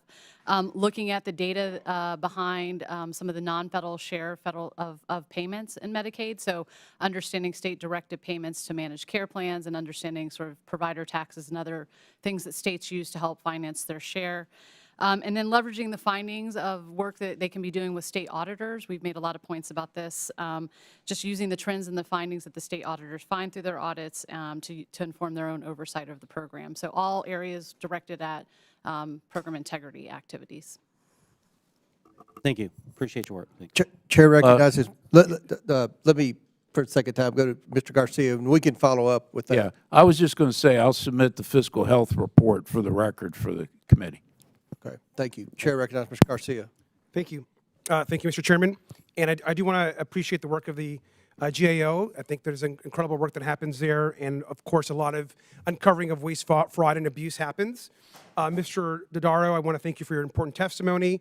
I agree there is absolutely a responsibility for us to look at ways of reducing the deficit to actually make government more efficient. And I think that while I served as mayor before coming to this committee, we worked really hard with our auditor, with our state auditor to do just that. And so thank you for being here. So Mr. Dodaro, I do have some simple yes or no questions for you, which I think are important. Mr. Dodaro, do you believe that the recently firing of promoted federal workers who are therefore on probationary status does anything to solve the important problems that you've raised today? Yes or no? Well, I agreed was sworn to tell the whole truth, nothing but the truth, and the whole truth sometimes doesn't get reduced to a yes or no answer. And so in that case, I think it's important to look at what functions were being provided and what was done in those cases. But it's important that the rules be followed, that there's certain personnel requirements and rules. Would you say yes or no? I would say that, and the question was whether it would solve any of the problems that we identified on the high-risk list, and the answer to that question would be it's doubtful. Exactly, and I agree with you. I agree. It would be a no. Now, what about has the GAO recommendation ever included firing FAA aircraft safety inspectors who repair air traffic control facilities? No. No, I agree. Has the GAO ever made any recommendation on firing USDA animal and plant health inspection service workers who were tracking the bird flu outbreak or other outbreaks in poultry or cattle? I do not believe so, no. Thank you. That's a no. Has the GAO recommended firing National Nuclear Security Administration workers who oversee our nation's nuclear stockpile? No. What about firing the only locksmith at Yosemite National Park? Has the GAO ever recommended that? I'm not sure we've ever run into the locksmith at the park. And the answer to that is you have not. Right. And so I thank you for that because, of course, these none of these have ever actually aligned with any of the recommendations that have come out of your office, but yet they are clearly huge priorities for Elon Musk and his Doge team. It's obviously there's a crusade against the government, against actually helping people across this country. And it's the hypocrisy that we're seeing today and in our committees that I think is quite disturbing to House Democrats. Now, Republican colleagues have spent a lot of time warning about unsustainable deficits. We know that today there is a huge vote, of course, we know, on a budget. Their budget version and bill has a $4.5 trillion tax cut giveaway, essentially, when we should be asking the super rich to actually pay more. And at the center of this, we know, is a huge cut to Medicaid. They're targeting at least $880 billion, maybe more, in Medicaid cuts. Now, in my district alone, we have 300,000 people that are dependent on Medicaid approximately, which is a huge amount of the community and the district. Now, nationally, 80 million people we know are on Medicaid, but it actually impacts every single district across the country. Whether you're talking about Kentucky's 1st District, where 26.5% of the population there, 155,000 people are dependent on Medicaid. Whether it's in Ohio's 4th District, over 100,000 people depend on Medicaid. That's 15% of the population. Whether it's in Louisiana's 3rd District, 196,000, almost 200,000 people dependent on Medicaid. Or in Georgia's 14th District, where 109,000 people, or 16% of the population, are dependent on Medicaid. We know that Medicaid saves lives. These are huge numbers of people. These are folks that are colleagues of ours on the other side of the aisle that are members of this committee and that oftentimes are here at this committee. So this actually has an impact to our constituents. It means elderly and disabled people won't get their health care, their long-term care. It actually impacts people that have real substance abuse issues. And one other thing that people don't realize about Medicaid, there's a lot of conversation in this country about births and encouraging people to have more children. Medicaid covers 41% of all births in our country. 41% of U.S. births were paid for by Medicaid. And so if this is really about supporting families and about expanding families, we should also be talking about supporting and expanding Medicaid coverage for Americans. We should be providing more coverage, not less. And so with that, I want to thank you again for your work, and I'm hopeful there are enough Republicans in today's vote will do the right thing and avoid these Medicaid cuts. With that, I yield back. Gentleman yields back. Chair recognizes Ms. Green. Thank you, Mr. Chairman. Thank you for being here today, Mr. Dodaro, and congratulations on your upcoming retirement. You know, for the past 4 years, Democrats have been in control of basically all government functions for the American people. We are at $36 trillion in debt, and the lies are getting to be outrageous. Just listen to one of my colleagues talk about Medicaid. The truth is, for people watching at home, your Medicaid benefits cannot get cut unless the governor of your state and the state cuts your benefits. That's the real truth. Republicans here in Washington, here in Congress, we are not taking away anyone's Medicaid benefits. As a matter of fact, we're trying to cut out improper payments. We're trying to cut out fraud. At my DOJ subcommittee, I had a hearing just 2 weeks ago where we talked about improper payments. It is unbelievable, and I'm sure you would agree, Mr. Dodaro, that the amount of money that's being paid to dead people, to foreigners, to criminals, to terrorists is amounting in the billions and billions of dollars every single year. That's what Democrats and Republicans should be agreeing on. We should be able to come together and say, let's stop this immediately. Another thing that I find outrageous is that Democrats under the Biden administration passed $7.5 billion in spending to build 500,000 electric vehicle charging stations all over the country, whether Americans wanted them or not. But only 8 of these electric vehicle charging stations even got built. I think that should have been in your top 25 list, because where's that money? Honestly, where is that money? That's a great question. Some other things that I'd like to bring up to you here is GAO estimates that total fraud in these programs for unemployment insurance, and you were just talking about it, during the pandemic is at least $60 billion. Americans all over the country will never forget that Democrats shut our country down, shut our businesses down. People got fired. Their churches was closed. All their rights were taken away. And $60 billion from the Department of Labor. The Department of Labor has still not developed an anti-fraud strategy, even though $60 billion is missing.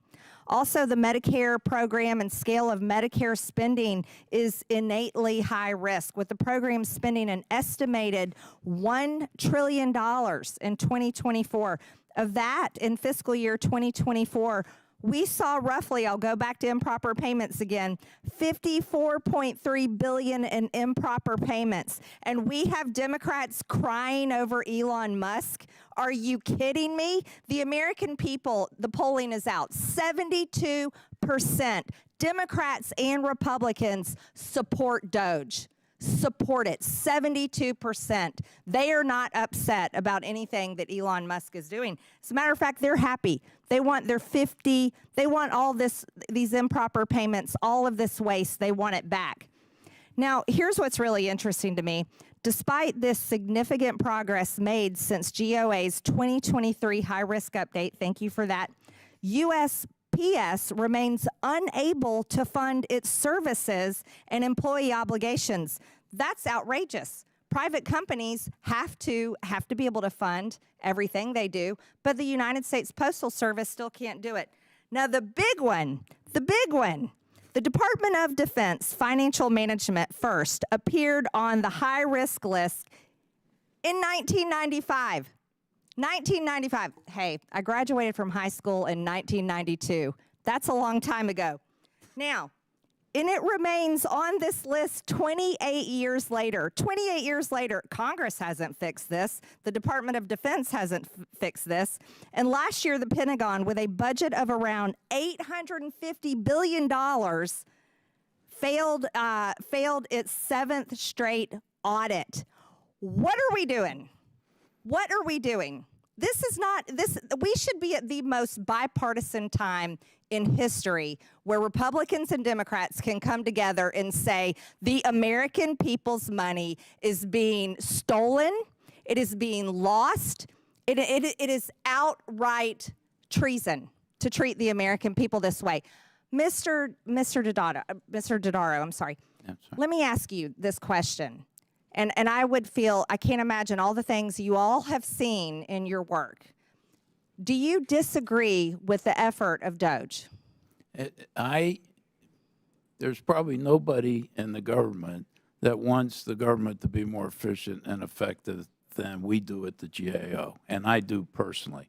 That's our job, to help do that, and we've worked many, many years in order to bring about those changes. So yes. Now there's a couple of bipartisan things that you touched on that I think you and your committee, this committee, could do. One is we've recommended that they make, in order to stop paying dead people, the Social Security master death file is given to Treasury, but only for a 3-year period. They've already saved millions of dollars. Congress needs to make it permanent. You could save hundreds of millions of dollars if that's done. Can I get information from your team Absolutely. afterward? Okay, that'd be Absolutely. great. And what about identity verification? Identity verification needs to be more automated, and we have recommendations for that to occur in the unemployment insurance area. Actually, the unemployment insurance estimate on fraud we made was $100 billion to $135 billion. Wow. The other thing that could be done on a bipartisan basis is that the statute of limitations to go after the fraudsters needs to be extended from 5 to 10 years.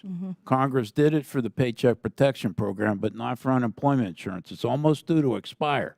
So if Congress doesn't act soon, some of the fraudsters are likely to get away because they'll be outside the statute of limitations. So those things are really important. And I think should be bipartisan. I agree. I think my time's up. Thank you, Mr. Dodaro. Thank you. And ranking member pointed out, we've gone over a little bit on the last two on our side. If someone feels the need to go over, I'm keeping up with the time, so we'll make it all work out. Chair recognizes Mr. Subramaniam. Oh, Ms. Brown. Chair recognizes Ms. Brown. Thank you, Chairman Comer, and thank you to Mr. Dodaro for joining us today. This administration claims to care about rooting out waste, fraud, and abuse, but the facts tell a very different story. So I just want to set the record straight. On week 1, President Trump fired 17 inspectors general. These are the folks who work on behalf of the people, Republicans and Democrats, regardless of party affiliation or who is in the White House. They are the watchdogs who root out government waste, fraud, and abuse, day in and day out. Last year, they identified nearly $100 billion in potential savings. If Donald Trump and Elon Musk cared about cracking down on waste, they would be talking to these auditors, not firing them right out of the gate. Meanwhile, the Government Accountability Office provides cost-cutting recommendations that save taxpayers $40 billion each year. So if Trump was serious about efficiency, it would focus on implementing the thousands of outstanding GAO recommendations, including the 38 areas on the high-risk list. But that's not what's happening. Instead, Trump created the redundant Department of Government Efficiency, putting his billionaire campaign donor, Elon Musk, who just so happens to be a government contractor, in charge. That's not efficiency. That's corruption dressed up as reform. DOGE's record so far: overstated claims, receipts that don't add up, lies about condoms in Gaza, lies about 130-year-olds on Social Security, an $8 billion contract that was really $8 million. Can somebody say, oops? DOGE claims to have saved $55 billion. Well, the Wall Street Journal, Rupert Murdoch's Wall Street Journal, crunched the numbers this weekend and found just $2.6 billion in savings, mostly from canceled contracts and cuts in research funding for things like Alzheimer's and chronic lung disease. Which brings me to my questions. Mr. Dodaro, how does the GAO define government waste? Waste is defined as extravagant spending or something that doesn't really add any value in terms of the government's overall accomplishment of goals. Thank you. And based on that definition, would eliminating the Consumer Financial Protection Bureau qualify as cutting waste or making a policy choice? That's basically a value judgment and a policy choice in order to do that. I mean, Thank you. Yeah. In my district, a federal grant to train teachers in underserved urban schools was terminated solely because it was labeled as a DEI initiative. Is this cutting waste or making a policy choice? Waste to one person is not waste to another person. I mean, but these are basically value judgments that are made and based on policy preferences. In your testimony, you mentioned that 20 of the 38 areas on the high-risk list in part are due to skills gaps or inadequate number of staff. Would indiscriminately firing probationary staff make it more or less likely that government addresses waste, fraud, and abuse? Yeah, I answered this question earlier. I said it was doubtful. Doubtful. Thank you. In your testimony, it highlights that the gross tax gap, which is the difference between taxes owed and taxes paid on time. Can you remind us what the tax gap was in 2022? Oh, I'd have to go back and take a look at what it was in 2022, but it's been about the same as a percent of the economy over time. Even though the numbers have grown, as a percent of GDP, it's about the same. What would that percentage be? I'd have to. All right, let me just move on to my next question. Yeah, I'll provide that for the record. I have it. So I'm going to step out on a limb and say it's about $700 billion a year that American taxpayers are being robbed of, roughly, and that sure sounds like a lot of waste to me. Now, would firing some 6,000 IRS workers lead to more or less of that waste? Yeah, it depends on what their jobs are. At the IRS, but you basically, they need more revenue agents, they need more training, they need people for customer service. So you'd have to look at what functions those people do and decide whether or not they're important or not. Well, thank you. I appreciate that. And let me just clarify, high-income individuals are among the most notorious tax cheats. And these are the same people Republicans want to reward with a $4.5 trillion tax cut at the expense of Medicaid, veterans benefits, and food assistance for children and seniors. And that's what this is really all about. DOGE isn't about saving money, y'all. It's about consolidating power and ensuring that the rich get richer. So from where I sit, it looks like Trump and Elon Musk aren't fighting waste. They're just ensuring that the waste benefits the wealthy. And with that, Mr. Chairman, I yield back. Gentlelady yields back. Chair recognizes Mr. Perry from Pennsylvania. Thanks, Mr. Chairman. Mr. Dodaro, thanks. Good to see you again. You know a lot of things about a lot of things. So I'm going to go somewhere where at least it has been bipartisan, and I hope just by talking about it, that doesn't destroy that because we got a lot of work to do.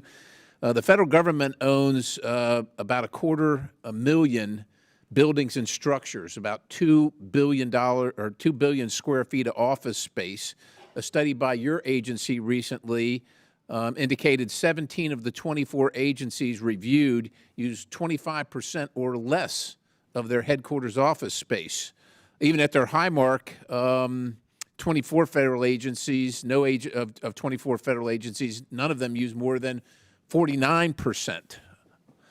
We got more than 11,000 acres of old, unused buildings, and the American taxpayer, they're forced to pay $2 billion a year for office space that sits empty. 80% of leases are going to expire in the next 5 years. I don't know if you're looking to take a contractor job after you leave this rat race, but maybe that's something you're interested in. GAO reported just this year that real property management was downgraded from met to partially met. Now, I think you're familiar with the thing called the Use It Act, which we passed out of that committee, bipartisan, not easy, but bipartisan, and you know, alongside OMB's benchmark, we'd like to remedy this situation of $2 billion a year for more than 11,000 acres of old, unused office space. I mean, that's more than half the size of Disney World, just like sitting there empty, but we're paying for it. You know a lot of things. What would be your recommendation to Congress and to OPM to speed up the implementation process? As you know, most of these agencies don't want to give any of it up, even though they're not using it, right? But they don't want to give any of it up. So what do we do? Each one, Congress and OMB. Yeah, Dave Maroney's here. He did the study that you referenced. I'll let him explain in a minute. But the one thing I would say that Congress needs to do is to make sure that there's lessons learned. Congress tried to expedite this by creating a board, and the board was to identify properties for sale. They had 3 rounds. It barely made a dent in anything. They weren't in sync with OMB.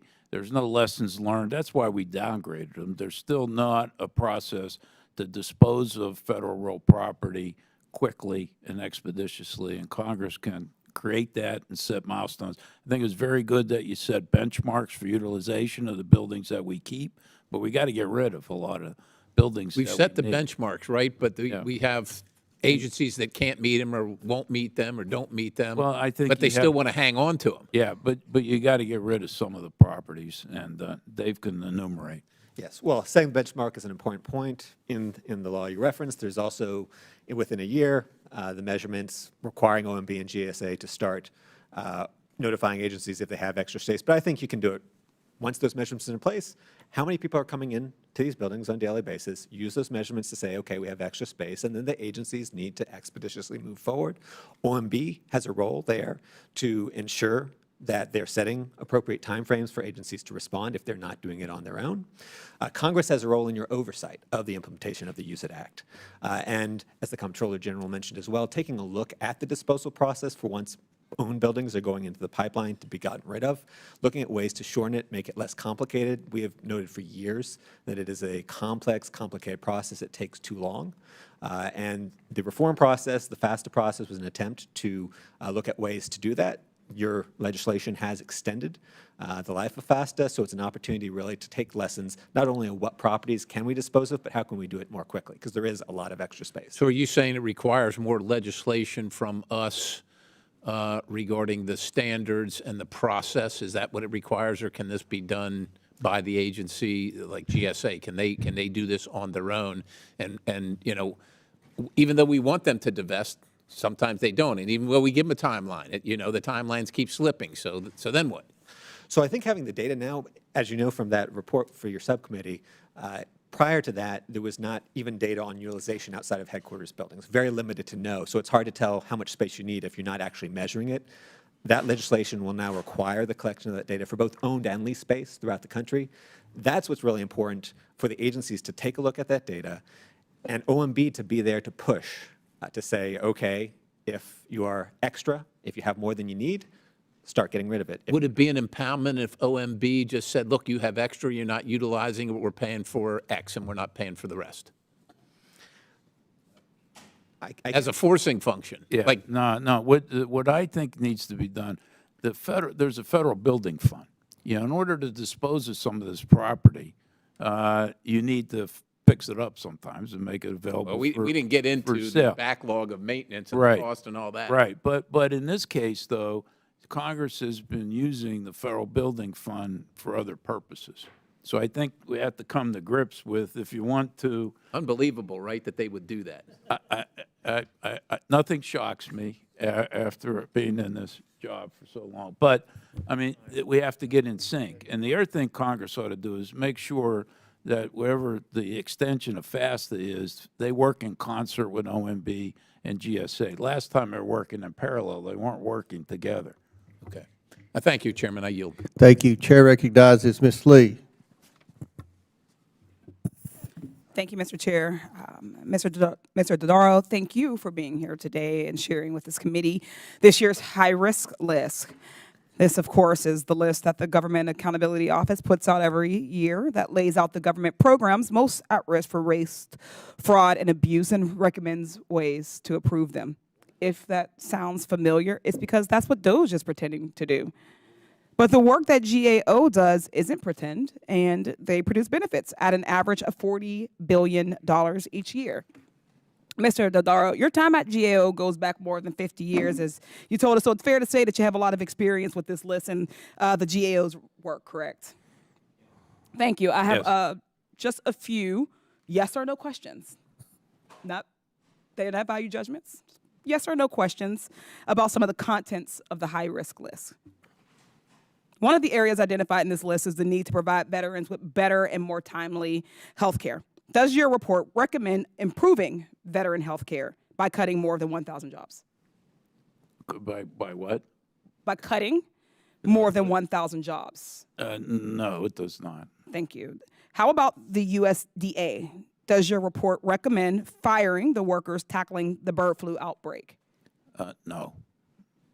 Another major area your list identifies is IT and cybersecurity improvement. Does your list recommend anywhere that the federal government start bypassing security protocols and installing outside and unvetted software? No. Is cutting diversity, equity, and inclusion programs recommended anywhere in your report? No, we don't discuss those issues. Yeah, So no. that does no, but that's not a topic in the report. So it's not there. Right. Thank you. Those are all actions taken by Elon Musk and DOGE wrecking crew, and it's not surprising that none of it is actually doing anything to improve waste, fraud, and abuse. It's also not surprising that none of Musk's billions in government contracts have been cut. Yet none of the actions by Trump and Musk have helped the American people. Eggs are still expensive. So expensive that Waffle House has added a surcharge, and thousands of hardworking federal workers across the country have lost their jobs. Slashing all the funding for programs and services now is only going to lead to more inefficiencies and more costs later. The GAO literally has a blueprint of what to do to save billions. The high-risk list is reported out every year. We have a hearing on it every year, yet Trump and Musk are ignoring these reports. Instead, they're gutting our government programs and services to root out waste and to fix our $36 trillion debt crisis. In reality, Trump and Musk want all of us to pay for a massive $4.5 trillion tax giveaway to the mega rich. Make no mistake, $4.5 trillion tax giveaway is government spending, and it will balloon the deficit. If Republicans want to be serious about tackling our debt, they should start there. Start by putting the American people ahead of the pocketbooks of their billionaire elite friends. Thank you again for your time, Mr. Dodaro. I yield back to the ranking member. I thank my colleague, and I echo what she has just said. Mr. Dodaro, the inspectors general are an important part of accountability, transparency, efficiency, and oversight of the federal government in a broad scope. Does firing 17 of those inspectors general help with government efficiency? No, I think the firing Speak up, was, please. I can't hear you. I'm sorry. No. I think it was very unfortunate. I think we lost a lot of institutional knowledge and expertise with those firings. You know, when there were some inspector generals fired back in the first Trump administration, you know, I issued a report talking about the importance of independent inspectors general and recommended that the Congress add some provisions, the 30-day notice period, because the inspector generals also report to the Congress. They're a very unique part of our government system. Even though they're in the executive branch, I don't dispute the president's authority to fire them, but there should be notice of 30 days given and specific reasons for the firings. But it's important to have independent IGs. It should be performance-based, and there has to be cause. Otherwise, we are jeopardizing the independence of the inspectors general. I thank my colleague for yielding. Chair now recognizes the next governor of Florida for 5 minutes. I actually appreciate that, Mr. Chairman. Thank you. Mr. Dodaro, it's good to see you again. Thanks for being back. Since 2003, federal agencies have reported about $2.8 trillion in improper payments, including over the last 7 years consecutively, at a minimum, $150 billion in each one of those years. The high-risk report mentions that the Department of Agriculture, HHS, HUD, DHS, OPM, and SBA all failed to report improper payment estimates in FY 2023. And to reiterate for the American people, we have 7 agencies of the federal government that have not reported on their improper payments. And if memory serves, the last report GAO issued had improper payments north of $240 billion that was reported. What are some of the real issues within the federal government for the lack of ability for these agencies to report on improper payments within their purview? I think there needs to be more pressure put on those agencies by the administrations that are in place. And I've talked to the prior administrations about this. And the Congress needs to demand that the law be followed and they do improper payment estimates. I mean, I think it's not good management to not know how much you're paying that you shouldn't be paying. It's not good fiscal stewardship. So I'm very disappointed they're not reporting, and I would encourage the Congress and the Trump administration to require the reporting now. I would agree with you wholeheartedly. Let me answer the question. The agencies that didn't report, some of them vary in size. Obviously, Department of Homeland Security is a major department of the federal government. Right. Considering that, let's just say for estimate's sake, I don't have the report in front of me, that in fiscal year of 23, improper payments were $250 billion. If we had the estimates of those 7 departments, what do you think the actual outstanding was from 2023? Yeah, I really can't hesitate to guess. The one thing Congress needs to do in this area, though, the temporary assistance for needy families, they believe, HHS, they can't make an estimate unless Congress changes the law. So they refuse to do it, saying they don't have the legal authority to require the states to give them the information they need in order to make an improper payment estimate. So Congress needs to change the statute there, and I think that's important. All right, thank you. FEMA is currently managing over 600 major disaster declarations, some of which have occurred 20 years ago. One of the GAO recommendations is in this year's high-risk report is that FEMA should identify and document lessons learned related to estimating obligations for catastrophic disasters. Can you expand upon this? Yeah, I'll ask Mr. Curry's our expert. Sure. Mr. Curry, thank you. Sure. FEMA's always struggled with this because they don't know how much they're going to need in a particular year. And then when you have a catastrophic disaster season like you had last year in your home state with Helene and Milton, that throws everything off. But COVID really threw this off because FEMA did not expect to spend what it spent on COVID. At the end of this year, it's going to have spent well north of $150 billion on COVID. And what that's done is it's sort of thrown all the estimates off. It's gone up over time, which affects their estimates moving forward. And they're spent way more than they thought they were going to have to spend on that. And that's one of the reasons that the Disaster Relief Fund is in this constant negative situation. It's supposed to be, actually, it's going to be $12 billion underwater already at the end of September, even after the supplemental appropriation that you all provided it late last year. So FEMA's not to cut you off, but to go down this line of that we're talking about, is FEMA still having to make payments out associated with COVID-19? Absolutely, they're still making payments. Do you have an estimate of how much FEMA is still appropriating out because of COVID-19? Well, last time I checked, which was at the end of February, they were upwards of $130 billion they'd have paid out, and they expect to spend over $150 billion at the end of fiscal year. They also told us they expect the disaster to run through the end of FY 26 next year and spend almost $180 billion on that. So they're still reimbursing state and local governments for that. Okay, so they're expected to spend another $180 billion reimbursing state and local governments for COVID-19, and that's what's a stretch? Sorry, another $50 billion. Oh, another $50 billion to take it to $180 billion. Exactly. Okay, all right. Thank you for that. I appreciate that. I'm out of my time. Thank you so much, Mr. Chairman. Mr. Daddario, thank you for your time and your service. Chair recognizes Mr. Subramaniam. Subramaniam, thank you, Mr. Chairman. Sorry. That's okay. Before we go on to this, someone had said earlier that we cannot cut Medicaid here in Congress, and I just want to make sure everyone knows at home that that's not true. In fact, my state, this Republican budget, which it does, would cut Medicaid benefits even a little bit. Everyone who benefited from Medicaid expansion in Virginia would actually lose that benefit, and so it would hurt us and many other states, millions of people across the country. But moving on, thank you, Mr. Daddario, for coming. I saw in the news that DOGE had a savings dashboard online. Have you seen this savings dashboard, this website? Doge.gov? I have not. /savings? No. Okay, well, I have it up here.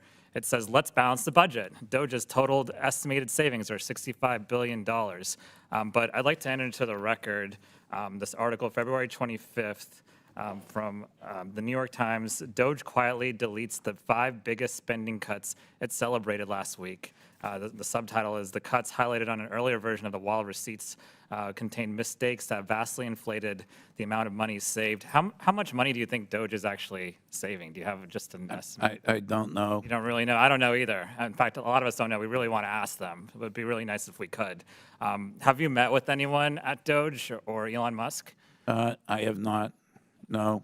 We have had a couple of our people meet with some DOGE people at the Treasury Department to talk about our audits of the general fund of the Treasury.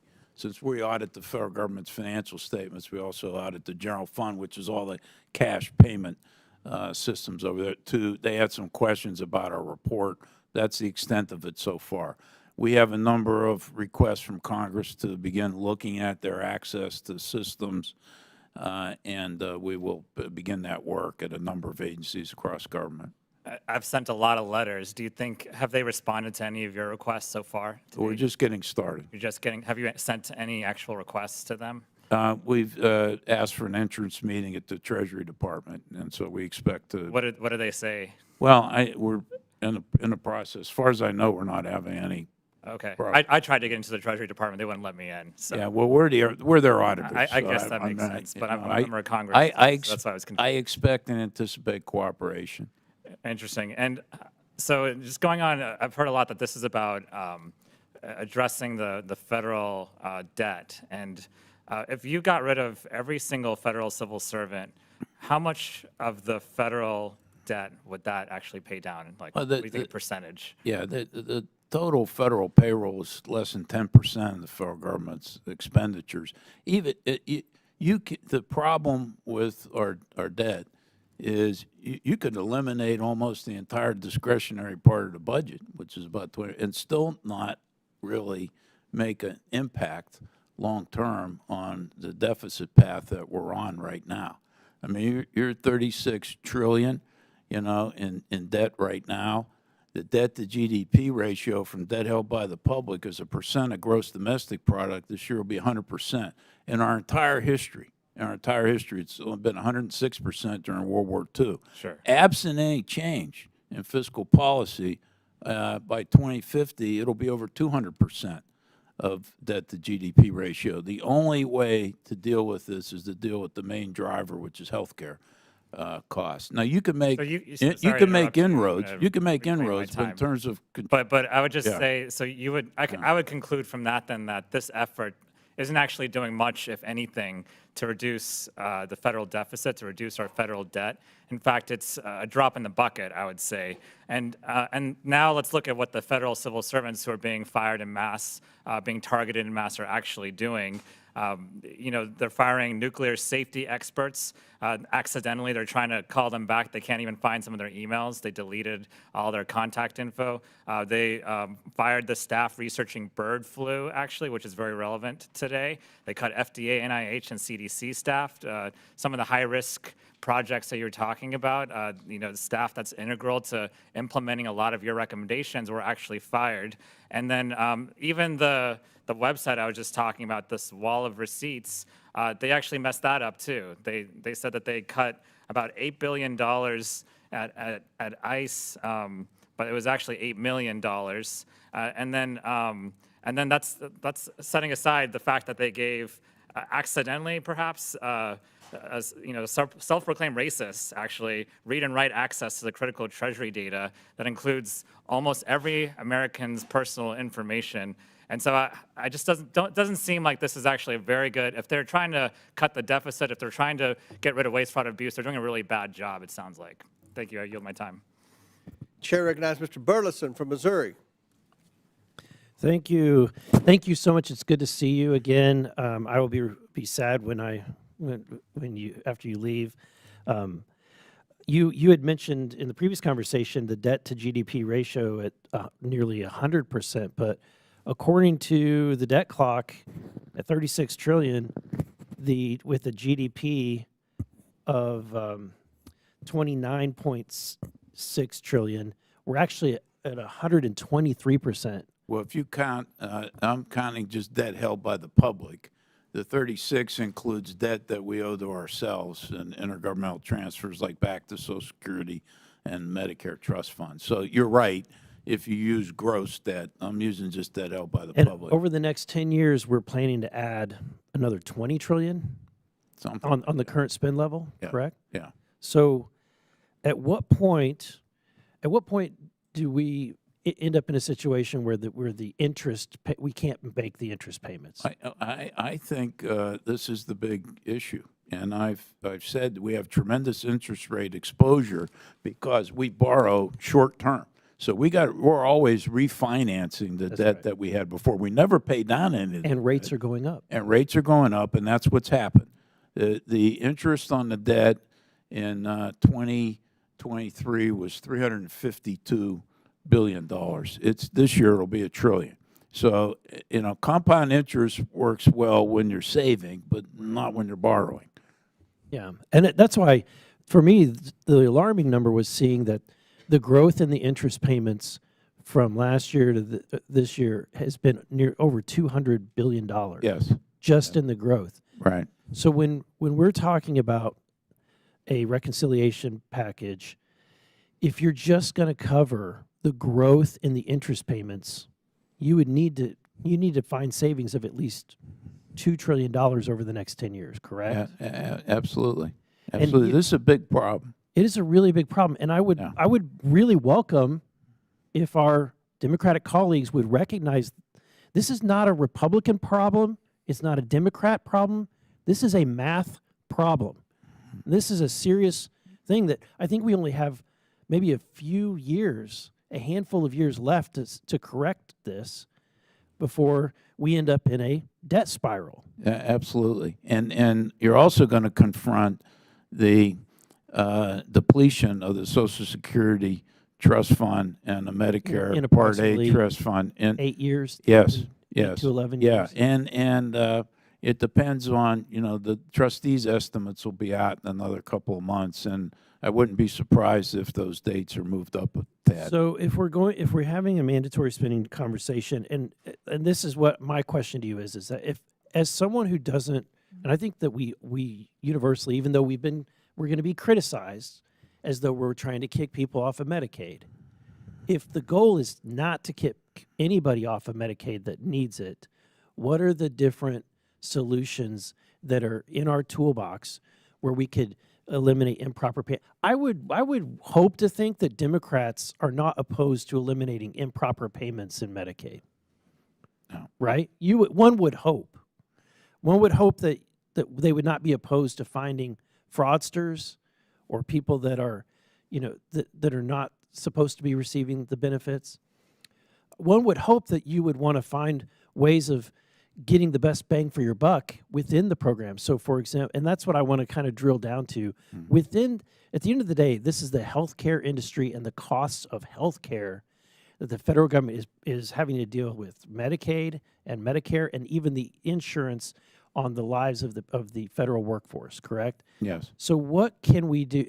Have you guys seen anything that can be done that would actually have an impact in driving down healthcare costs? Yeah, this is the compound problem because you got healthcare costs going up faster than the economy, and you have the demographics are working against us because they're older people that are hitting the payroll. It's just a combination of both things.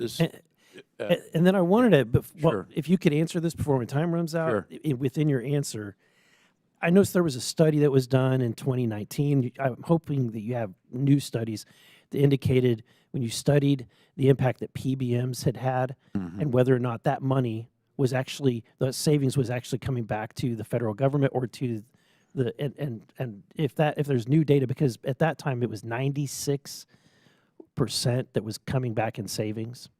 So On the PBM issue, I'm going to have to get back to you on how much we are doing some current work in that area. In terms of what would drive down, so the way you pay for services, you know, the responsibility of the patients for cost sharing, those are the types of things where the government could take some action. So, for example, we've had a longstanding recommendation, you all have considered this in multiple Congresses, of making sure that Medicare and other payers are paying the same for services, whether they're delivered in the physician office or in the hospital outpatient department setting. The most recent CBO score of that, which they put site out, neutrality is what you're saying. budget neutrality. I mean, site neutrality, yes. So that the most recent score of that is $151 billion in savings over 10 years. And that has impacts on the entire healthcare system. So it's not even just savings within Medicare. It will have an impact on other programs as well as the private sector healthcare system. So there's lots of examples like that of paying differently for services. Can you provide those examples to me? Yeah. Yes, we'll do that. There's also the adjustments that are made every year between fee-for-service and Medicare and Medicare Advantage. And the committee, the legislative commission set up by the Congress, I appoint the members to this MedPAC for Medicare, one for Medicaid. In the MedPAC area, they estimate that there's overpayments being made to the managed care portion of like $40 billion. That's correct. And so we have recommendations to make that a fair comparison so we're not overpaying. Thank you. Yield back. Thank you. Chair recognizes Miss Ansari from Arizona. Mrs. Thank you. Sorry, I thought since Representative Frost was back. Thank you, Mr. Chairman. Mr. Dodaro, you said today that, quote, there is a need for change, but how we does so matters. I couldn't agree with you more. We absolutely need to ensure that our government and its agencies and programs are running efficiently and free of waste so that we can deliver for the American people. We need to make sure seniors are getting their Social Security checks on time so they can pay their rent and have food on the table. But meanwhile, Elon Musk is spreading brazen lies that tens of millions of dead Americans are receiving checks, and he's going after our personal data. We need to make sure we're getting correct tax returns so that Americans depend and can respond in a timely manner. But President Trump just fired 6,700 IRS employees in the middle of tax season, as you know. And we need to ensure that Americans on Medicare continue using telehealth services, which is essential for rural communities and seniors. But the president is shutting that service down as well in April. They fired over 1,000 VA employees that our veterans depend on for essential healthcare services and their hard-earned benefits. Not only that, but they enacted a hiring freeze for this agency that already has a shortage of doctors and nurses. And I know you confirmed this earlier today as well. There's also been a lot of talk about polling from my colleagues from the other side of the aisle. So I'd also like to cite recent polling on this issue. In two recent polls, when respondents were asked whether they approved or disapproved of the job that Elon Musk is doing within the federal government, there was a 34% approval compared to a 49% disapproval. That poll was carried between February 13th and the 18th. It also found that 52% of Americans disapprove of Musk shutting down federal programs that he deems unnecessary. And in another poll, only 28% believe that Musk's role in the government is a, quote, good thing. So Americans are fed up with the corruption. They know that none of what is happening is about addressing waste, fraud, and abuse, the new buzzword. It's about saving a buck to hand off to billionaires. So, Mr. Dodaro, thank you again for being here Few questions for you. Do you believe that firing 6,700 IRS employees reduces waste and makes tax filing more efficient? No. Thank you. Does the high-risk list recommend the dismantling of USAID, the Department of Education, or the Consumer Financial Protection Bureau? Do we recommend that? No, we've not recommended that. And did Elon Musk or Doge consult with you and your team to decide who to fire and who gets to keep their jobs? No. So the independent, nonpartisan office, your office, dedicated to research how the federal government can increase efficiency, and I've heard a lot of praise from both sides, which is deserved, the GAO was not in any way, shape, or form consulted by the Trump administration or Elon Musk before they made sweeping decisions to fire thousands of government employees, dismantle agency, or overstep Congress to do so. The point of clarification I would make is, since we're an independent, nonpartisan organization in the legislative branch, it's really not our role to be consulted on personnel decisions in the executive branch. We give advice on what kind of functions, the operations of the government, but we don't, make recommendations about specific individuals and personnel decisions. That's left to them. But what we do look at is whether or not decisions like that were made in accordance with law and merit principles. And there's also the Merit Systems Protection Board and the Office of Special Counsel and the Fair Labor Relations Board. So there are a number of entities within their independent agencies that are supposed to focus on the personnel process and whether people are treated fairly.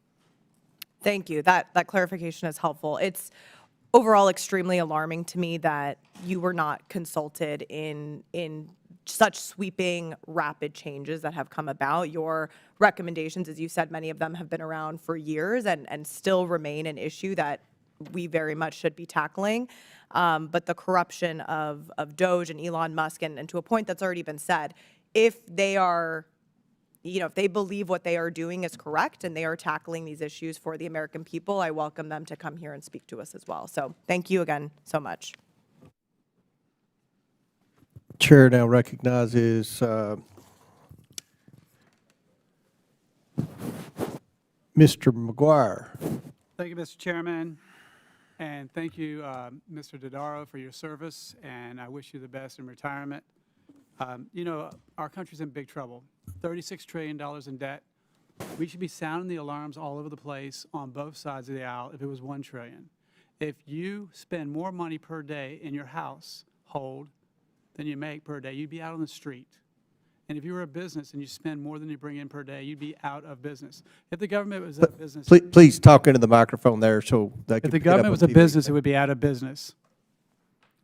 Again, I talk about $36 trillion as the biggest national security issue in our country. I heard folks on the other side of the aisle talk about DEI. If you had a list of things you would do if you wanted to destroy our country, you would have open borders. You would have 103,000 people a year die from fentanyl overdose from this Chinese chemical warfare, fentanyl being produced in China and coming across our border. You would have these foreign wars. You would spend more money than you make, things that didn't happen during Trump's first administration.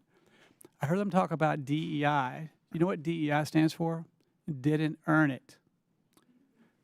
Plus, it's illegal discrimination, and it destroys efficiency. Equal opportunity is okay, but equal outcome is Marxist. Instead of focusing on waste, fraud, and abuse over the last last 4 years, we were focused on these divisive, woke ideologies. When you're doing business with foreign countries, they say, when we work with America's competitors, they say we want to build a bridge. They talk about building a bridge. When America comes to their town, they want to talk about these woke ideologies. It's ridiculous. And I heard it said that Trump is not serious about being efficient. Well, we talk about the fentanyl that's killing all these American people dead, 103,000 a year. Well, border crossings are now down in just a short period of time, 95%, from 2,000 border crossings per day to about 200 border crossings a day. I would say that's pretty efficient. His recruitment is up in the military, the highest it's been in 11 years. I'd say that's pretty efficient. I mean, if we don't have young men and women willing to step up and volunteer and protect our nation, we will not have a nation. He's also got his appointees through the Senate just about faster than any president in history. I'd say that's pretty darn efficient. And when you're $36 trillion of debt and it's getting worse, I don't say we're at the cliff, we're over the cliff. And by the grace of God, President Trump and Elon Musk and everybody else wants to pull us back and save this country. I think every major nation in history that went under was because of bankruptcy. He got the hostages returns, several hostages, American hostages, returned in record time. So I would say President Trump definitely cares about efficiency. What shocks me is that the left is outraged at Elon Musk and all these people that are fighting so hard to discover waste, fraud, and abuse and save our country, but they're not outraged at the people that committed the waste, fraud, and abuse. And that just shocks me. I find it concerning that says 2003 federal agencies have reported about $2.8 trillion in estimated improper payments. The GAO issued a biennial report the start of each Congress to identify which programs are vulnerable to fraud, waste, and abuse and mismanagement. So, Mr. Dodaro, are there any common themes or problems that you have noticed across the high-risk areas when compiling this list in recent years? Yes, there's a number of areas we've been adding to the list involve multiple agencies to have to work together in order to address it. And one of them is on point to your point about fentanyl. We added drug misuse as a high-risk area because there needed to be a better national strategy that pulled together federal departments and agencies, but also work at the state and local level, work with law enforcement, work with treatment facilities and others. And so that's an area that requires multiple agencies to work together. So that's one of the patterns that we've seen, over time.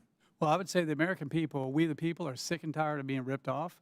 And in just 5 weeks, Doge, Elon Musk, and his genius team, and by the way, the guy's the richest man in the world. He doesn't need our money. And President Trump is the only president in recent history I've ever heard of that left office with less money. Every other president has left office with more money. But we have got to make some good decisions. Our country's in really big trouble. When we talk about FEMA, Hurricane Helene impacted my district as well. And I was just struck by how farmers and volunteers all across our Commonwealth and all across our nation jumped in to help people.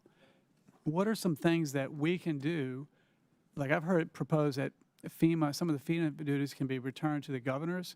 What do you think we can do to handle these natural disasters more efficiently? Yeah, I think one thing would be to determine at what level, the state and local levels, they're already the first responders. And FEMA gives grants for them to be better prepared. But we've always said, well, how prepared are they? And they've never been able to tell us over time. I'll let Chris Curry. All right, last question real quick. All right. What is the definition of insanity?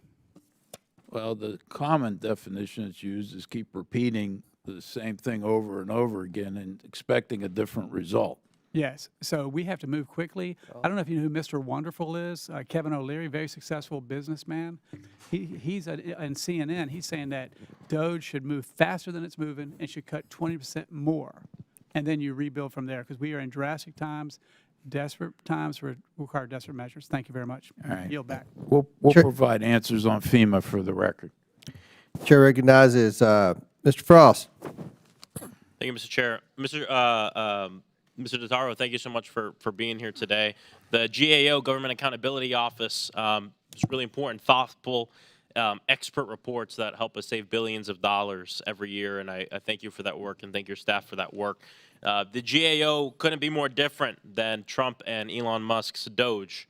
Trump and Musk want to rip away the vital services that millions of Americans depend on. He's doing it just to find money to give tax cuts to the richest people in this country and largest corporations in this country, many of whom pay a less effective tax rate than a lot of the teachers in my district.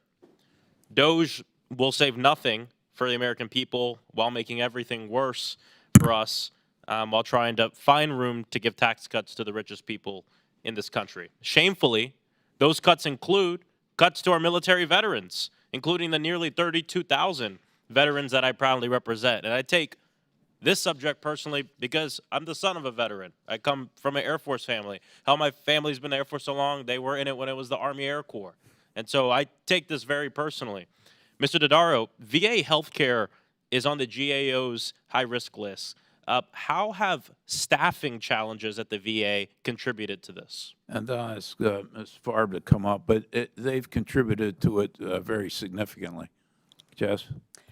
I would say, you know, we talked about this a little bit earlier in terms of scheduling appointments for veterans, both in the VA facilities and in the community, providing treatments that are needed and timely care, which VA has had problems with in the past, as we all know. So not having the staff that they need to kind of continue on the path to making sure that veterans get timely access to So quality a staff capacity issue, not enough. Yes, well, not a right type. I mean, I'm very concerned about the mental health area, and they don't have enough behavioral mental health people, particularly for rural veterans. 100%. And the suicide prevention areas is another area.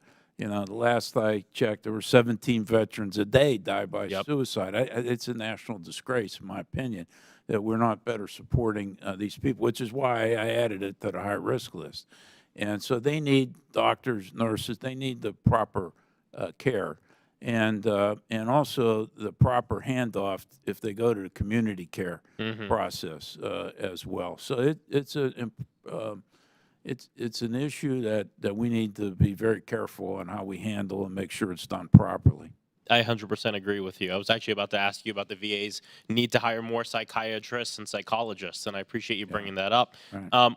You know, last week I held a veterans town hall in my district at my local VA. There were a few hundred people that showed up. Folks came very confused, very angry, and very scared. They asked questions. I have some of them down. They asked, will I lose my benefits? Who staffs Doge, and what are they doing with my personal medical information? Will budget cuts mean that I'll have longer wait times? Why is my health care being sacrificed to politics? These are the questions people ask me, my constituents, veterans ask me. Among the 18 inspectors general that Donald Trump illegally fired, which, by the way, Congress was supposed to be notified before an IG is fired like that. Maybe but 2 hours ago, Republicans in this committee took a vote to silence me because I said Donald Trump was engaging in grifting. But complete crickets when he breaks the law and completely circumvents Congress and doesn't tell us about the firing of 18 inspectors general. How will the firing of the inspector general of the VA make it harder to address the issues that my constituents, the veterans in my district raised? I responded earlier that I thought it was unfortunate those IGs were fired. I think we lost a lot of institutional and expertise in that area. We've worked very closely with Mike Missile over the years and the other IGs. Now, they have a very talented group of people. They'll soldier on, and they'll continue to do the job, but it was unfortunate. And, you know, I had recommended to the Congress to make the change to require the 30-day notice and to give for cause, because the inspector generals do report to the Congress as well as to the head of the agency. It's a very unique responsibility, and Congress should have the opportunity to engage in a dialogue on that. I don't dispute the president's authority to fire them, but how it's done and follow the proper procedures, I believe, is important.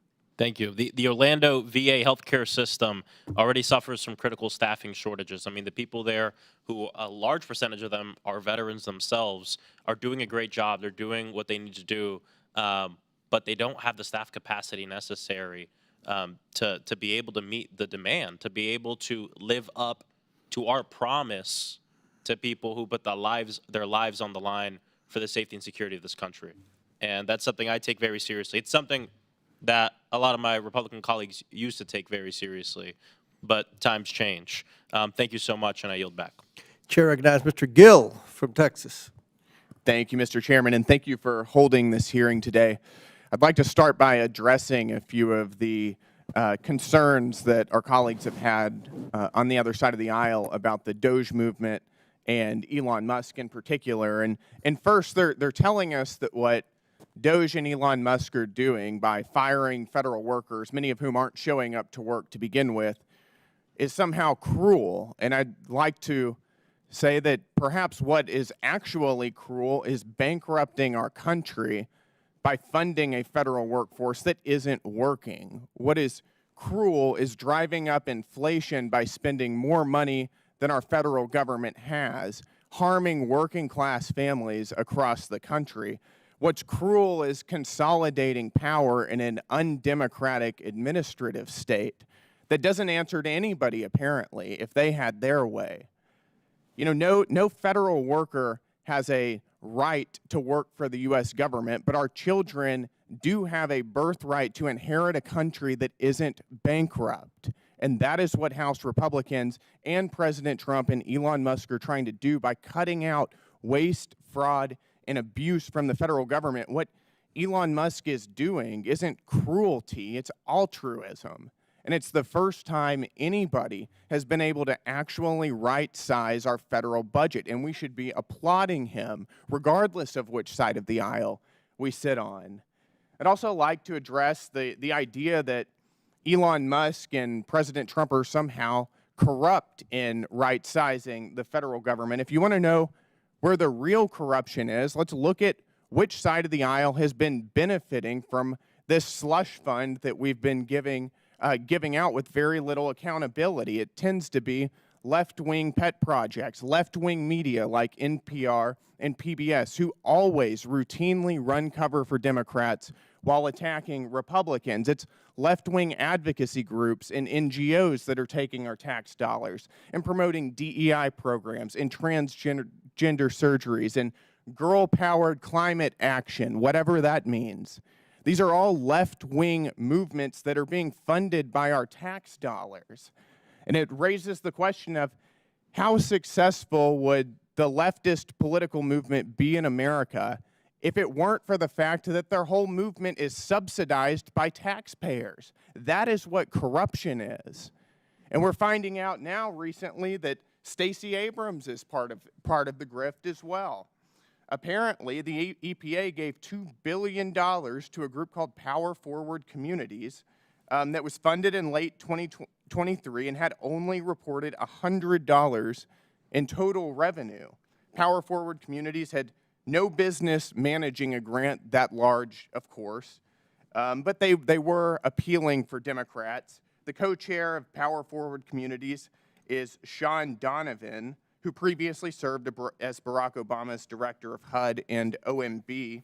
And we also know that Stacey Abrams is senior counsel for one of the coalition groups called Renewing America affiliated with this. That is corruption, and that's the waste that we're trying to root out here.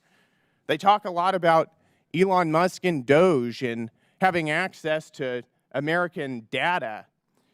Remember, Biden let 53 unpaid researchers and students have full access to the American people's data at the IRS, and there was no outrage then. We're learning now that the Biden IRS leaked taxpayer information. We were told last year that it was only for, I say only, for 70,000 Americans. We're finding out today it was actually 405,000 Americans. That's the kind of access to data that I'm concerned about, and it's being leaked to a left-wing news outlet that's partially funded by George Soros. These are the questions we should be asking and we should be raising. They like to talk, I think, disingenuously and very hyperbolically about President Trump being a dictator.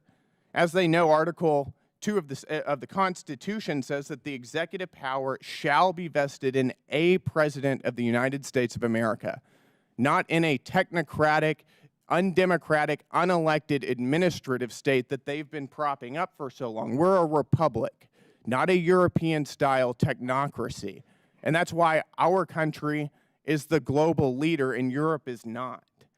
But for decades, we've watched as this administrative state has metastasized and acts with incredible leftist fervor and has no accountability. What President Trump and Elon Musk are doing is returning our country back to its democratic roots, restoring constitutional order in this country, and that's why we should be supporting them. Thank you, Mr. Chairman. Gentleman yields. Chair now recognizes Mr. Min. Oh, okay. Am I out of order? Who do I? Oh, no, that's fine. Mr. Dodaro, thank you for joining us. Thank you for your decades. Hold on, Mr. Min, I'm sorry. Mr. Conley, who's next? I think Ms. Simon is next. Okay. Sorry about that. Okay.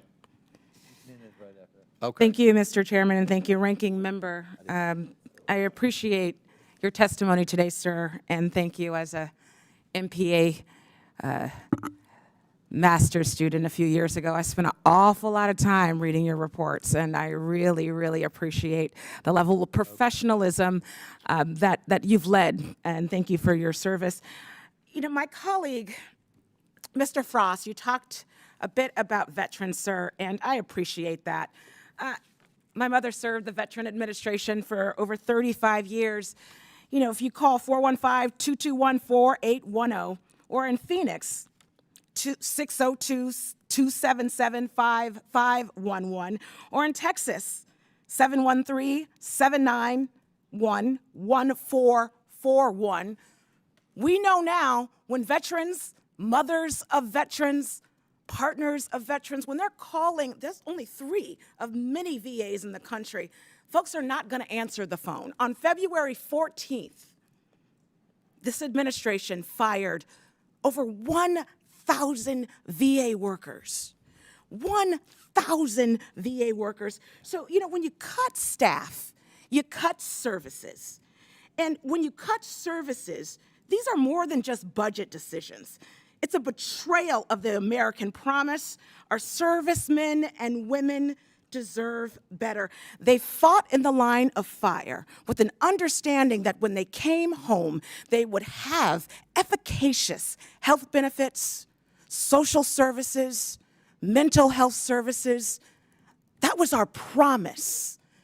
And it's not just in this administration that we've broken our promise. I will say that we've not done what we should have in the past and currently in the present, but to annihilate critical staff supporting critical lives of folks who dedicated their lifespan to this country.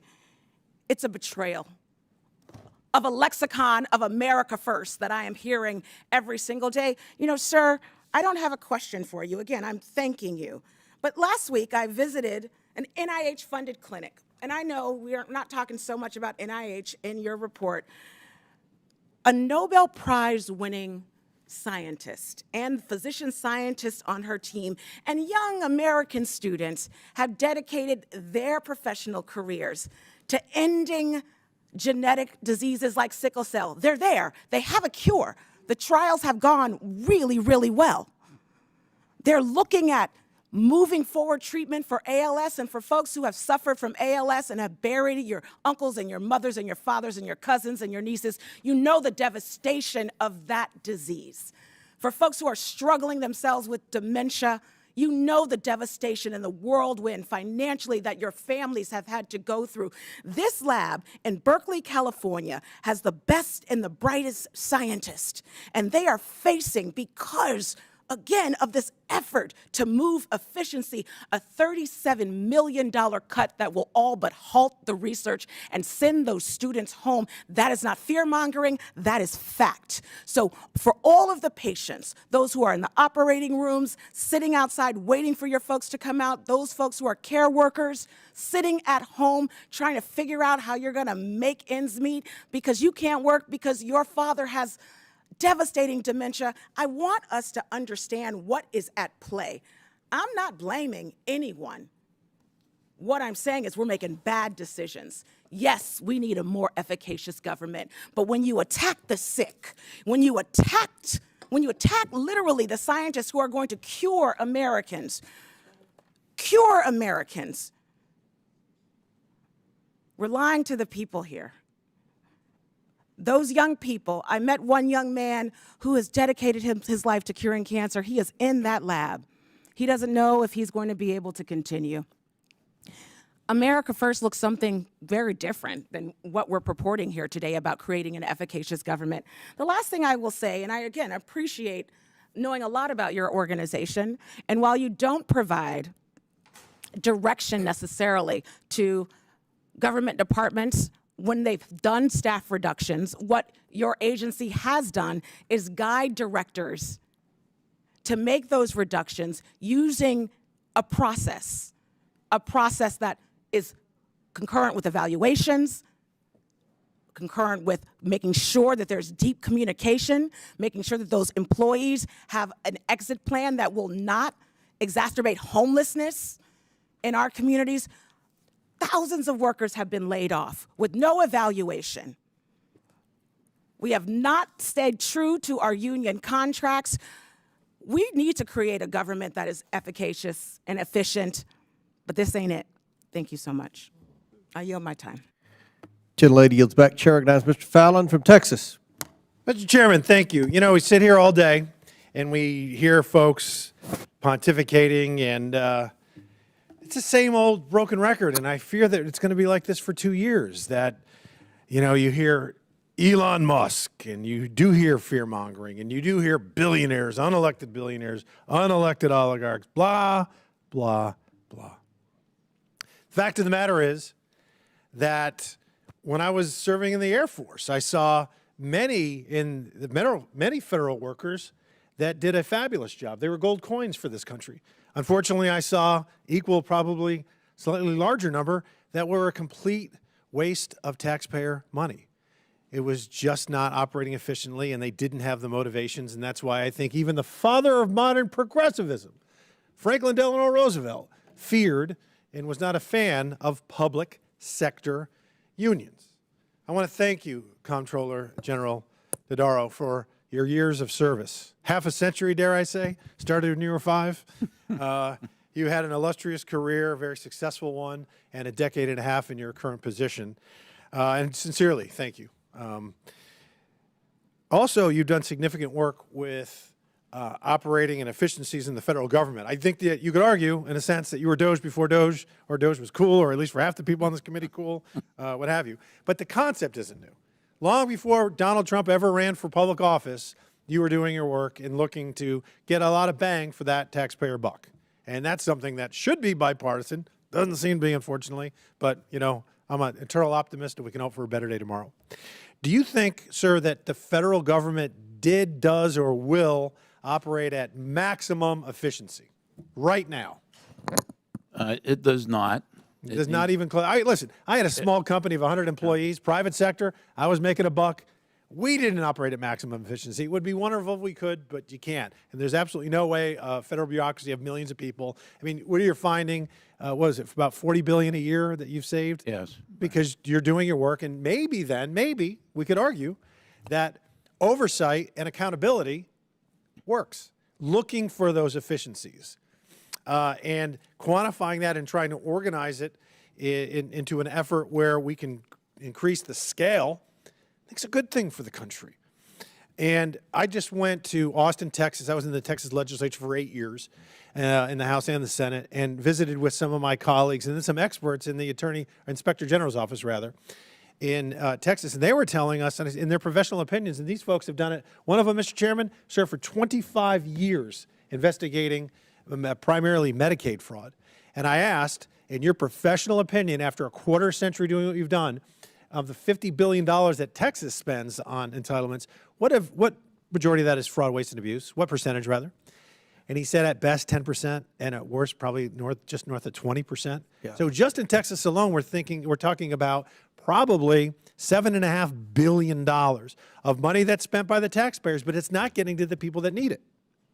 You get folks that lie on, and sometimes the honor system stuff, or they're making much more income than they admit to, or you've got the fraudsters and the organized criminals that steal, and they're very good at it. They're very sophisticated, and so taking a look at it, we shouldn't be scared of it. We should embrace it. We should run toward it and not run away from it, and not play political games or demonize the most successful human being in history in the private sector.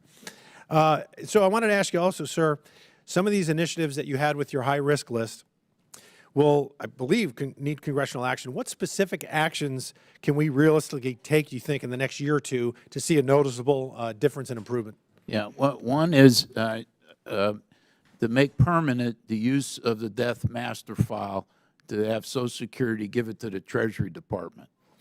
That's only on a pilot basis. It's already saved millions of dollars. It needs to be made permanent. We should not be paying deceased people. It took me a number of years to convince Congress to even make that a pilot program. I never thought it would be so hard to stop paying dead people, but apparently it was. Were they all in Chicago? I don't know. No. I don't think so. I think they're more spread around. Yeah. But in any event, that's number one. Number two would be to extend the statute of limitations for fraud in the unemployment insurance program. It's about ready to expire at the 5-year mark. Congress should do as it did with Paycheck Protection Program and extend it for 5 more years to make it 10 years. There's hundreds of cases still being investigated that I think need to come to a conclusion. And that's for the, was that for the Social Security? Unemployment. Unemployment fraud, yeah. Unemployment insurance fraud. Extend the statute of limitations. Make site-neutral payments a reality for Medicare. If you go to a doctor who's affiliated with a hospital, Medicare pays you more than if you go to a doctor in a private practice. It costs more for co-pays for beneficiaries. CBO's already said in the next 10 years it would save $153 billion. I got many other ones that I could, I hear you. Enumerate. But Yeah. those are 3 biggies. Thank you very much. We'd love to get your office on getting an extensive list. And again, thank you for your service, Mr. Chairman. I yield back. Gentleman yields back. Chair recognizes Mr. Min. Thank you, Mr. Chair. Mr. Dodaro, congratulations on your retirement, and thank you for your service. I appreciate your suggestions. And as a freshman, new to your particular suggestions, these high-risk projects, but appreciate the concept. Like some of my colleagues, I want to first just briefly talk about DOGE, the Department of Government Efficiency, which is apparently not a department, but a temporary organization with all the authorities of a department or agency, but none of the legal requirements that would otherwise apply to a department or agency. Now, temporary organizations, you may know, under federal statute are limited to specific project or study. President Trump's executive order creating DOGE made clear that DOGE's authority was specifically limited to, quote, data modernization. But as has been widely reported under the leadership of Elon Musk, DOGE has far exceeded those statutory and executive order limitations. DOGE employees have taken over the federal payment system. They've received access to sensitive personal data for any person who's ever received a check from the federal government. They've frozen federal employees out of their computer systems. They've tried to terminate agencies and programs like the Department of Education and USAID. So, Mr. Dodaro, I assume you're familiar with the United States Constitution. I am. And so many of my GOP colleagues today were talking about Article 2 of the Constitution. Apparently that was in their talking points for today. But Article 1, Section 1 states that all legislative powers are reserved to the Congress of the United States. Article 1, Section 9 gives us exclusive authority to appropriate money to Congress. Are you aware of any provision in the Constitution that allows the executive branch to unilaterally take away our legislative and appropriations authority? I'm not aware of that, no. That's right, because it doesn't exist. Are you aware of any provision in the Constitution that allows a special government employee appointed by the President to unilaterally take away our legislative and appropriations authority? I don't think Constitution addresses that. It makes clear it is our authority only. And so what is happening right now with DOGE is unconstitutional and illegal, and I'll make that clear because they are overturning laws that we passed. They're deleting agencies that we have funded and created, and they're doing so without consultation with Congress. So I want to make that clear. Now, Elon Musk has claimed he wanted to eliminate $2 trillion in waste from the federal government. Do you believe that we're going to find $2 trillion in waste if we look through the budget? Not on an annual basis. I think he's talking annually, actually. Yeah, so. but no, why I say Yeah. that. But no, I don't think that's possible. And are you aware of the size of the domestic discretionary budget, which is the focus of this hearing and basically every effort that DOGE is looking into? Yes. What is that roughly? That's roughly about, let's see, it's about a third of the, so it's a 900 billion sound about right? Yeah. Okay. Yeah, it's a little more than that, but yeah. 917, I believe, is the exact number from It 2020. may be a little higher than that. Okay. Yeah. And is that's less than $2 trillion, just so we're clear? So we could cut everything from the domestic discretionary budget, every program, every federal employee, and we're only a fraction of the way to $2 trillion, right? Yeah. Well, I mean, you got Social Security's over $1 trillion. Medicare's over $1 trillion. Yep. Interest on the debt's over $1 trillion. Yep. Medicaid is halfway, more than halfway there. Reclaiming my time. So $2 trillion then, Right. I think you're suggesting this, but I just want to get to the point. Right. We're looking at $2 trillion, and we're only going to get there probably if we cut Medicaid, Social Security, Medicare. Is that About right? You'd have to get to the big programs. You can't cut the big dollars if you don't go to where it's That's right. spent. And so do you think there's $2 trillion in waste? If we looked in Medicaid, Medicare, and Social Security? No. Okay, do you think there's $100 billion in waste? Well, so let me reclaim my time. Many of my House yeah. Republican colleagues have expressed their concerns about the $36 trillion debt. I'm also concerned about that. Their proposed budget would cut $3 trillion, including for lifeline programs like Medicaid, SNAP, health care. We're talking about food from hungry babies, health care for sick veterans, but it also adds over $4.5 trillion in tax cuts. So my question to you is math. If you cut $3 trillion in spending but add also reduce revenues by $4.5 trillion, does that increase or reduce the national debt? Well, according to that scenario, it would increase it. Yeah, and that's exactly right. Now, I want to get on the last little line of questioning because many of my constituents have told me they're concerned about the waste, fraud, abuse, and mismanagement associated with the idea that one person, Elon Musk, gets to decide so many aspects of the federal budget these days. They're concerned not only that it's illegal and unconstitutional, but that so many of his decisions seem designed to go after the agencies that have tried to regulate his businesses, his competitors. So my last question to you is, if an auditor were coming to audit something for you, but they were a major investor in one of the companies that you were looking at, would you hire them to work on that project? No. All right, thank you very much. We've been asked to, and we'll be looking at the arrangements for those as it relates to ethics and conflict of interest. Well, thank you very much, and again, appreciate your service. Thank you.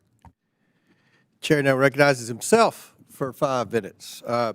Dodaro, what are the worst programs for improper payments over the last year? Over the last year, it's Medicare, Medicaid, the Earned Income Tax Credit, and a Supplemental Nutritional Assistance Program. And then bringing up that would be unemployment insurance. Right. Medicare, Medicaid, and SNAP. The 2025 high-risk report, like the previous reports, continue to paint an alarming picture of the extent of improper payments, those issues facing Medicare and Medicaid. That, I think we agree, and I know the American people agree, that we shouldn't be giving payments to people or businesses improperly. So last year, Medicare improperly paid roughly $51 billion, and Medicaid improperly paid about $50 billion. That's over $100 billion. So why do these programs continue to have such massive issues with improper payments year after year? Because GAO's released a report that estimated between $233 billion and $521 billion, that's $500 billion, was lost annually due to fraud between 2018 and 22. But Medicare and Medicaid in particular, $100 billion in the last year. Why has this happened? Yeah, well, I think you have a need for better provider screening. In other words, letting providers in there, and you have a need for better enrollment screening. This has been a consistent problem, particularly in the Medicaid area. Yes, in that area. Now, during the pandemic, for 3 years, everybody who was eligible at the beginning was deemed eligible throughout to the end of the national emergency. So I don't even think the recent numbers, as big as they are the full amount of improper payments. Exactly. So there needs to be more rigorous screening and more attention on managed care portion and more auditing there of both of them. So during COVID, when the federal government lost its mind, and that spanned 2 administrations, people were put on Medicaid without proper screening and things like that. Supposed to be temporarily. Right. Medicaid's supposed to be a temporary safety net program. And what's happened is it's become an entitlement. And one of the things that we're proposing in the budget reconciliation bill isn't cutting Medicare and Medicaid like my colleagues on the other side of the aisle. It's trying to reform Medicare and Medicaid to where there's no improper payments. We recognize the fact that you have been writing about this for years. The problem's not getting any better. People got on Medicaid during COVID, supposed to be temporarily, but they're still on there. Right. They're still on there. They're not supposed to be on there. Hardworking, taxpaying Americans have to pay for their health insurance, and there are people that are gaming the system, getting on Medicare and Medicaid. That's who we are looking at in this budget reconciliation bill. That's what President Trump and DOGE are looking at. This isn't something that we made up. This isn't something that we pulled out of the air. You all have been writing about this for years, and we recognize there's a problem. But the fear, people say, well, why hasn't Congress done anything? This is why. The way they're acting. They wait. People know that Social Security is being scammed. People know that unemployment's being scammed. People know in this chamber that Medicare and Medicaid is being scammed. But they wait. They wait for one person, and it's always a Republican, to be bold enough to say, we need to look at this, and we need to stop these improper payments. We need to stop the waste, fraud, abuse, and mismanagement. And then the Democrats go, oh my God, they're going to cut. They're going to cut. The Republicans are going to cut. And then they get their constituents all fired up. They say, oh, Elon Musk is going to steal your Social Security check. And nothing gets done. We are serious about it. The president has a mandate. We appreciate the work that you and your staff has done identifying the high-risk list. But one reason that people in both parties, Congress, for numerous Congresses, has refused to even look at Medicare and Medicaid fraud is because they knew that somebody would try to score political points and spook the elderly people that need Medicare, the children that need Medicaid, the children that need SNAP. They won't face the reality that people have been added to the rolls that shouldn't be on the rolls. They're people ineligible. There are providers in all 50 states that are abusing the system. And it's going to take someone bold. It's going to take a Congress with the backbone to do something about it. And I'll conclude by saying this. We don't want to cut benefits for children. We don't want to cut benefits for the elderly and the truly needy. We want to look at the system and get rid of the waste, fraud, and abuse. That's what DOGE is about. That's what President Trump campaigned on. And that's what I hope at least the majority party in here is committed to get his back and try to do that. Because the American people are fed up. They've lost confidence in government. And just as Ms. Green said, an overwhelming majority of people approve of what the objectives of DOGE are, but it's going to be up to Congress to get it done. I think we're seeing tonight during this hearing, there's some people that are going to obstruct and kick and try to score political points, and there are some that are serious, that have rolled up their sleeves, and hopefully we'll get something done. So thank you for your high-risk report, and hopefully this Congress and this administration will have the backbone to do something about this heist of the American taxpayer dollar. So thank you. My time's expired. I now recognize Ms. Presley, I guess, or Ms. Crockett. Who's next? Ms. Presley. Thank you. Thank you to the Comptroller General for being here today. I'm grateful for your service, and you are a great reminder of the ways in which government does benefit people every day, but they're often unaware. Congress has a duty to ensure that government operates efficiently, effectively, and in the public interest. For any elected official, constituent services are our bread and butter. I know long before I was an elected official, I worked as a constituent services advocate, as Social Security liaison, advocating for our most vulnerable. If your grandfather can't get an appointment at the VA, or if your mom is stuck on hold with the Social Security Administration for hours, you should be angry, and we should be fixing it. But instead of fixing it, the Trump administration has turned over the keys to an unelected billionaire, Elon Musk, through the so-called Department of Government Efficiency, or DOGE. Mr. Dodaro, can you define, just so we're operating with the same understanding and comprehension here, can you define government efficiency? Well, efficiency is getting the best possible outcome with the least amount of resources. Right. It's not about slashing budgets for the sake of headlines while weakening the very services that keep people safe, fed, and housed. True efficiency is about making government work better for the people, protecting their rights, strengthening essential services, and ensuring tax dollars go to the public good, not private profits. By that standard, DOGE isn't here to serve anyone other than Elon Musk. But let's take a step back. History is important. Mr. Dodaro, do you know how the term DOGE came about? Not particularly. Well, it came from an internet meme featuring a Shiba Inu dog that went viral on Reddit. And that meme led to the creation of Dogecoin, a joke cryptocurrency. Eventually caught the attention of none other than Elon Musk. In 2019, more than 5 years ago, Elon Musk started tweeting about Doge, making jokes and using the cryptocurrency for profit. He was not interested in government efficiency. He only cared about making money.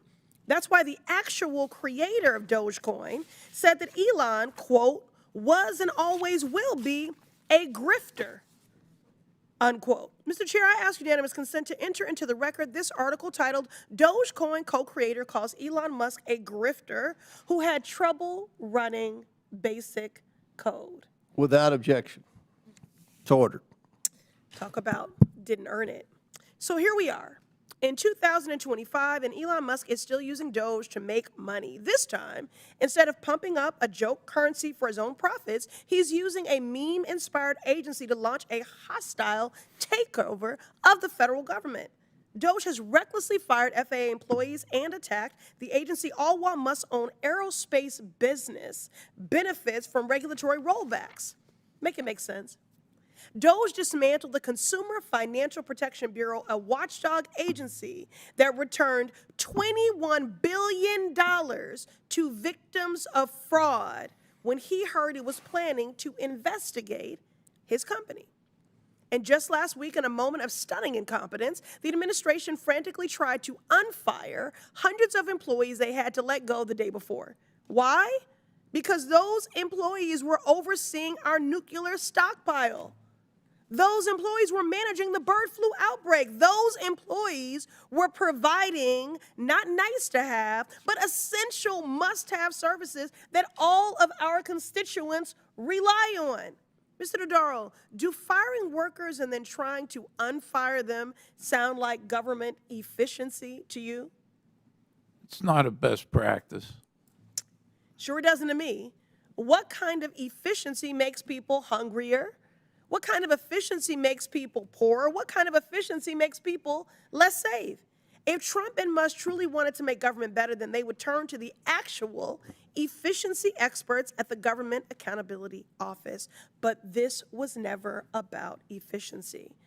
Just like the Doge meme, the lives of hardworking families are a joke to them. I won't stand for it. I know my colleagues won't either, and we'll continue to fight for a government rooted in real efficiency. One that works for everyone, not just for billionaires. I yield back. Chair now recognizes Ms. Tlaib. Thank you, Mr. Chair. Thank you so much. I know it's really incredibly ridiculous. For me, it's really ridiculous that we're sitting here today listening, actually, to this incredibly thoughtful presentation and report from you about all the ways we can make government work better for our families. But tomorrow, my colleagues, my Republican colleagues, are actually going to ignore all of that. They're going to ignore all of your thoughtful and, very investigative, thorough report of looking how we can serve our communities better. And so it's alarming to me because I don't know if you know this, Mr. Dodaro, like our phones have been off the hook of people just increased anxiety, fear of what's going to happen. Many parents who have special needs children who just can't imagine, Medicaid care and health services are being cut. Another person who has access to Affordable Care Act is saying, I can't believe they're thinking about allowing that to increase, I think, an average by $600. I, understand from your report, some of the biggest challenges in delivering for our families, for the people that we represent here, stems from staffing shortages, right? And skill gaps that make it very difficult to be effective in delivering disaster assistance. I believe your report said about responding to public health emergencies and keeping groceries safe to eat, food safe to eat. Is that correct? That's correct. 20 of the 38 areas are on there in part because of skill gaps and shortages. So you're talking about we don't have enough people. In some cases, that's true, but in most cases, it's having the right skills That's right. necessary to do it. It's both. It's both. I mean, I mean, for me, this is, a lot of my colleagues talk about like, oh, Elon Musk is about making more money. I actually think he just likes experimenting, and he's experimenting with us, the American people. It's like a huge experiment and a game or something of that sort. I mean, one day they turn the lights off in one department, the next day they turn it back on. I mean, we're talking about like Head Start programs that didn't even get access to the portal until like I think this past week. And these are folks that are offering services already, right? They already rendered the services and they're trying to get reimbursed by us. So do you think, this experiment, Elon Musk's experiment of indiscriminately firing hundreds of thousands of federal employees working on these key issues will make a positive impact in addressing some of these life and death challenges? Yeah, I think there's a need for more efficiency in government. I want to be clear about that. And I do think Yeah, I agree. They should start with the Pentagon budget, but okay. Yeah, well, it's across the board in government. agree. I think you could be more efficient, but you have to approach it in a more thoughtful, deliberative process. But Mr. by Dodaro, don't figuring you out think what- they're hiding behind efficiency? They're Well, saying it's efficiency, but it's irresponsibility. It's chaotic. Yeah, it's not my job to decide. I know that motive, you could, but but think about I it, don't, Mr. I Dodaro. don't know One what- day, they say, okay, all these folks are fired. The next day, they say, okay, you can come back. Well, that's, as I said, that's not a good practice. I mean, I think, well, the good part about it is they recognized it and they brought them back. Yeah, but right even when away. they I try mean, to but turn the lights back yeah, on, but it's flickering. I think you need to take a more deliberative process. The one thing I've learned, I've been auditing the federal bureaucracy for 50 years, that you need to find out what's the reason why things are the way they are before you change it. Usually there's a good reason, but not often. But you need to know the answer to that question before you start making changes. Otherwise, you have unintended consequences. Do you know what they did today? Do you know? No, I've been I want here you all to, No, day. because I think it's I've been- important. yeah. But you know what they did today? They let go 28 veteran workers. So VA, John Dingell VA in Detroit. It's a veteran hospital. They let go 28 employees. I called. I said, what did they do? Like, I asked simple questions. I don't know if they're doing that. What did they do? Do you know what they did? Most of them were the people that worked in cleaning the surgical equipment. Do you know that we had a audit of the VA? Yeah. You know about this, right? Yeah, well, we did. People we died. did the Mr. audit, Dodaro, yeah. did They people weren't die at cleaning the John Dingell Yeah. VA hospital because we didn't have people cleaning the Right. surgical equipment? Yes or no? Right. Yeah, yes, that's about. So they just let go all these people. So you're telling me my veterans are going to go under a knife and we don't know if somebody's cleaning the surgical equipment? Yeah, this was a particular problem with colonoscopy. How is that efficiency? He's experimenting with the lives of our constituents and our residents. You want to come here, he should come here voluntarily. If they won't allow us to subpoena him and answer our questions. What are the reasons behind you letting go these folks behind, again, essential services? That's not efficiency. It's irresponsible. It's almost negligent. It's chaos. Mr. Dodaro, your service is welcomed because we believe we want to be effective in delivering for our families. We do. But this is not the way to do it. And I really do thank you for your service. I know it's a long way and it must be so frustrating. God, watching this last few weeks must be just unbelievable for you. For us, hearing our residents in tears has been painful. So thank you all. Thank you. Thank you. Chair recognizes Ms. Crockett. Thank you so much. And Mr. Dodaro, I'm going to pick up where my colleague left off by number one, thanking you for your service. Even though, I don't really know if they would have been trying to push you out too, because it seems like anybody that knows what their job is gets pushed out. So congrats on your retirement. And I'm hoping that you have sunnier days ahead. But Ms. Tlaib just went through a series of things that she feels like this is, other than efficiency. And I have a term for what I believe is going on. I think it's just downright cruel. I think that you have people that literally do not have a heart. They're telling us that, oh, no, we're going to run the federal government like a business. Well, let me talk to you about the people that are allegedly running this business, because the federal government ain't a business. But let me clarify. If it was, I don't want it run like the president has run businesses. The president, it's my understanding, has filed bankruptcy 6 times. We don't have that luxury in the United States of America. But even when we start to think about Elon Musk, right now, as it relates to Tesla, the sales are down. As it relates to X, he has never made a profit since he bought X. In fact, the value of X is 75% lower than it has ever been.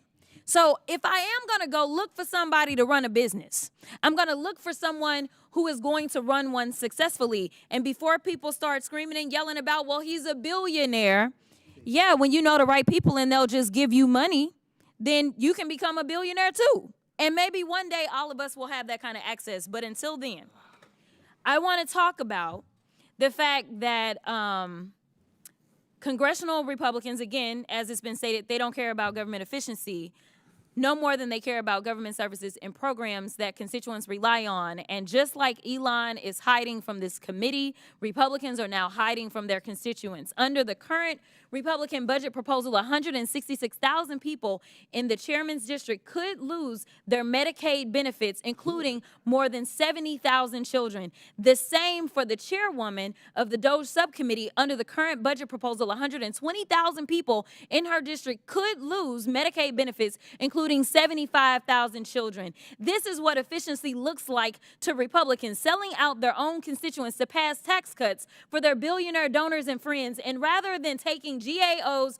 recommendations and discussing how Congress can help make federal employees and agencies more efficient, effective, and supported, they're firing probationary federal employees, which again, in my opinion, has led to planes actually falling out of the sky.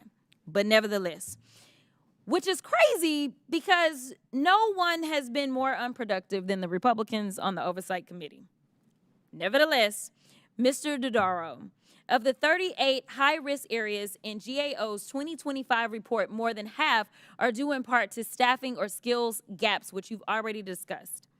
In your written testimony to the committee, you stated, quote, "When we have seen progress on high-risk issues, it has typically involved 3 essential elements: congressional action or oversight, commitment from top leaders at agencies, and active involvement by the Office of Management and Budget. In your opinion, has Congress done enough to ensure the mass indiscriminate purging of federal workforce doesn't, quote, impede the government from cost-effectively serving the public and achieving desired results? Yes or no?"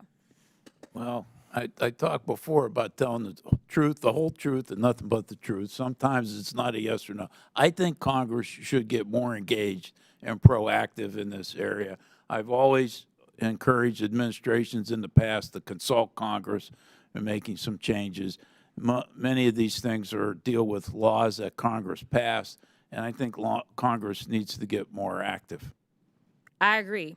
We need to do our constitutional duty, which is to conduct oversight. So again, I'm inviting Elon or anybody else that's a member of DOGE to come through and we can have a conversation. In fact, I am not aware of any recommendations that really go beyond just cutting those services that people need.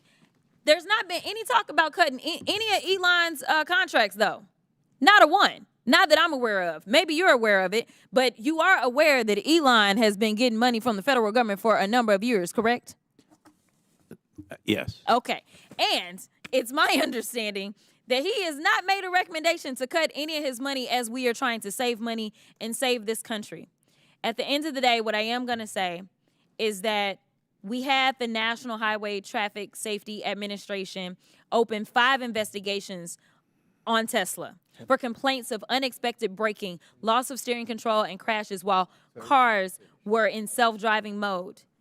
And Tesla tried to block at least 2 rulings from the National Labor Relations Board punishing Elon for tweeting that factory workers would lose stock options if they joined a union. This is a problem. Can you at least tell me that you agree, that you understand what a conflict of interest is, and that Elon may be I am conflicted? well aware of what a conflict of interest is, and we've been asked by the Congress to take a look at this situation, and we will. Well, I appreciate that. And with that, Mr. Chair, I will yield. Gentlelady yields back. That concludes our questioners. In closing, I want to thank our witness, Mr. Dodaro, for your testimony today. Thank you for your many years of of service. I want to thank your staff once again for your input today as well. With that and without objection, all members have 5 legislative days within which to submit materials and additional written questions for the witnesses, which will be forwarded to the witnesses. If there is no further business without objection, the committee stands adjourned.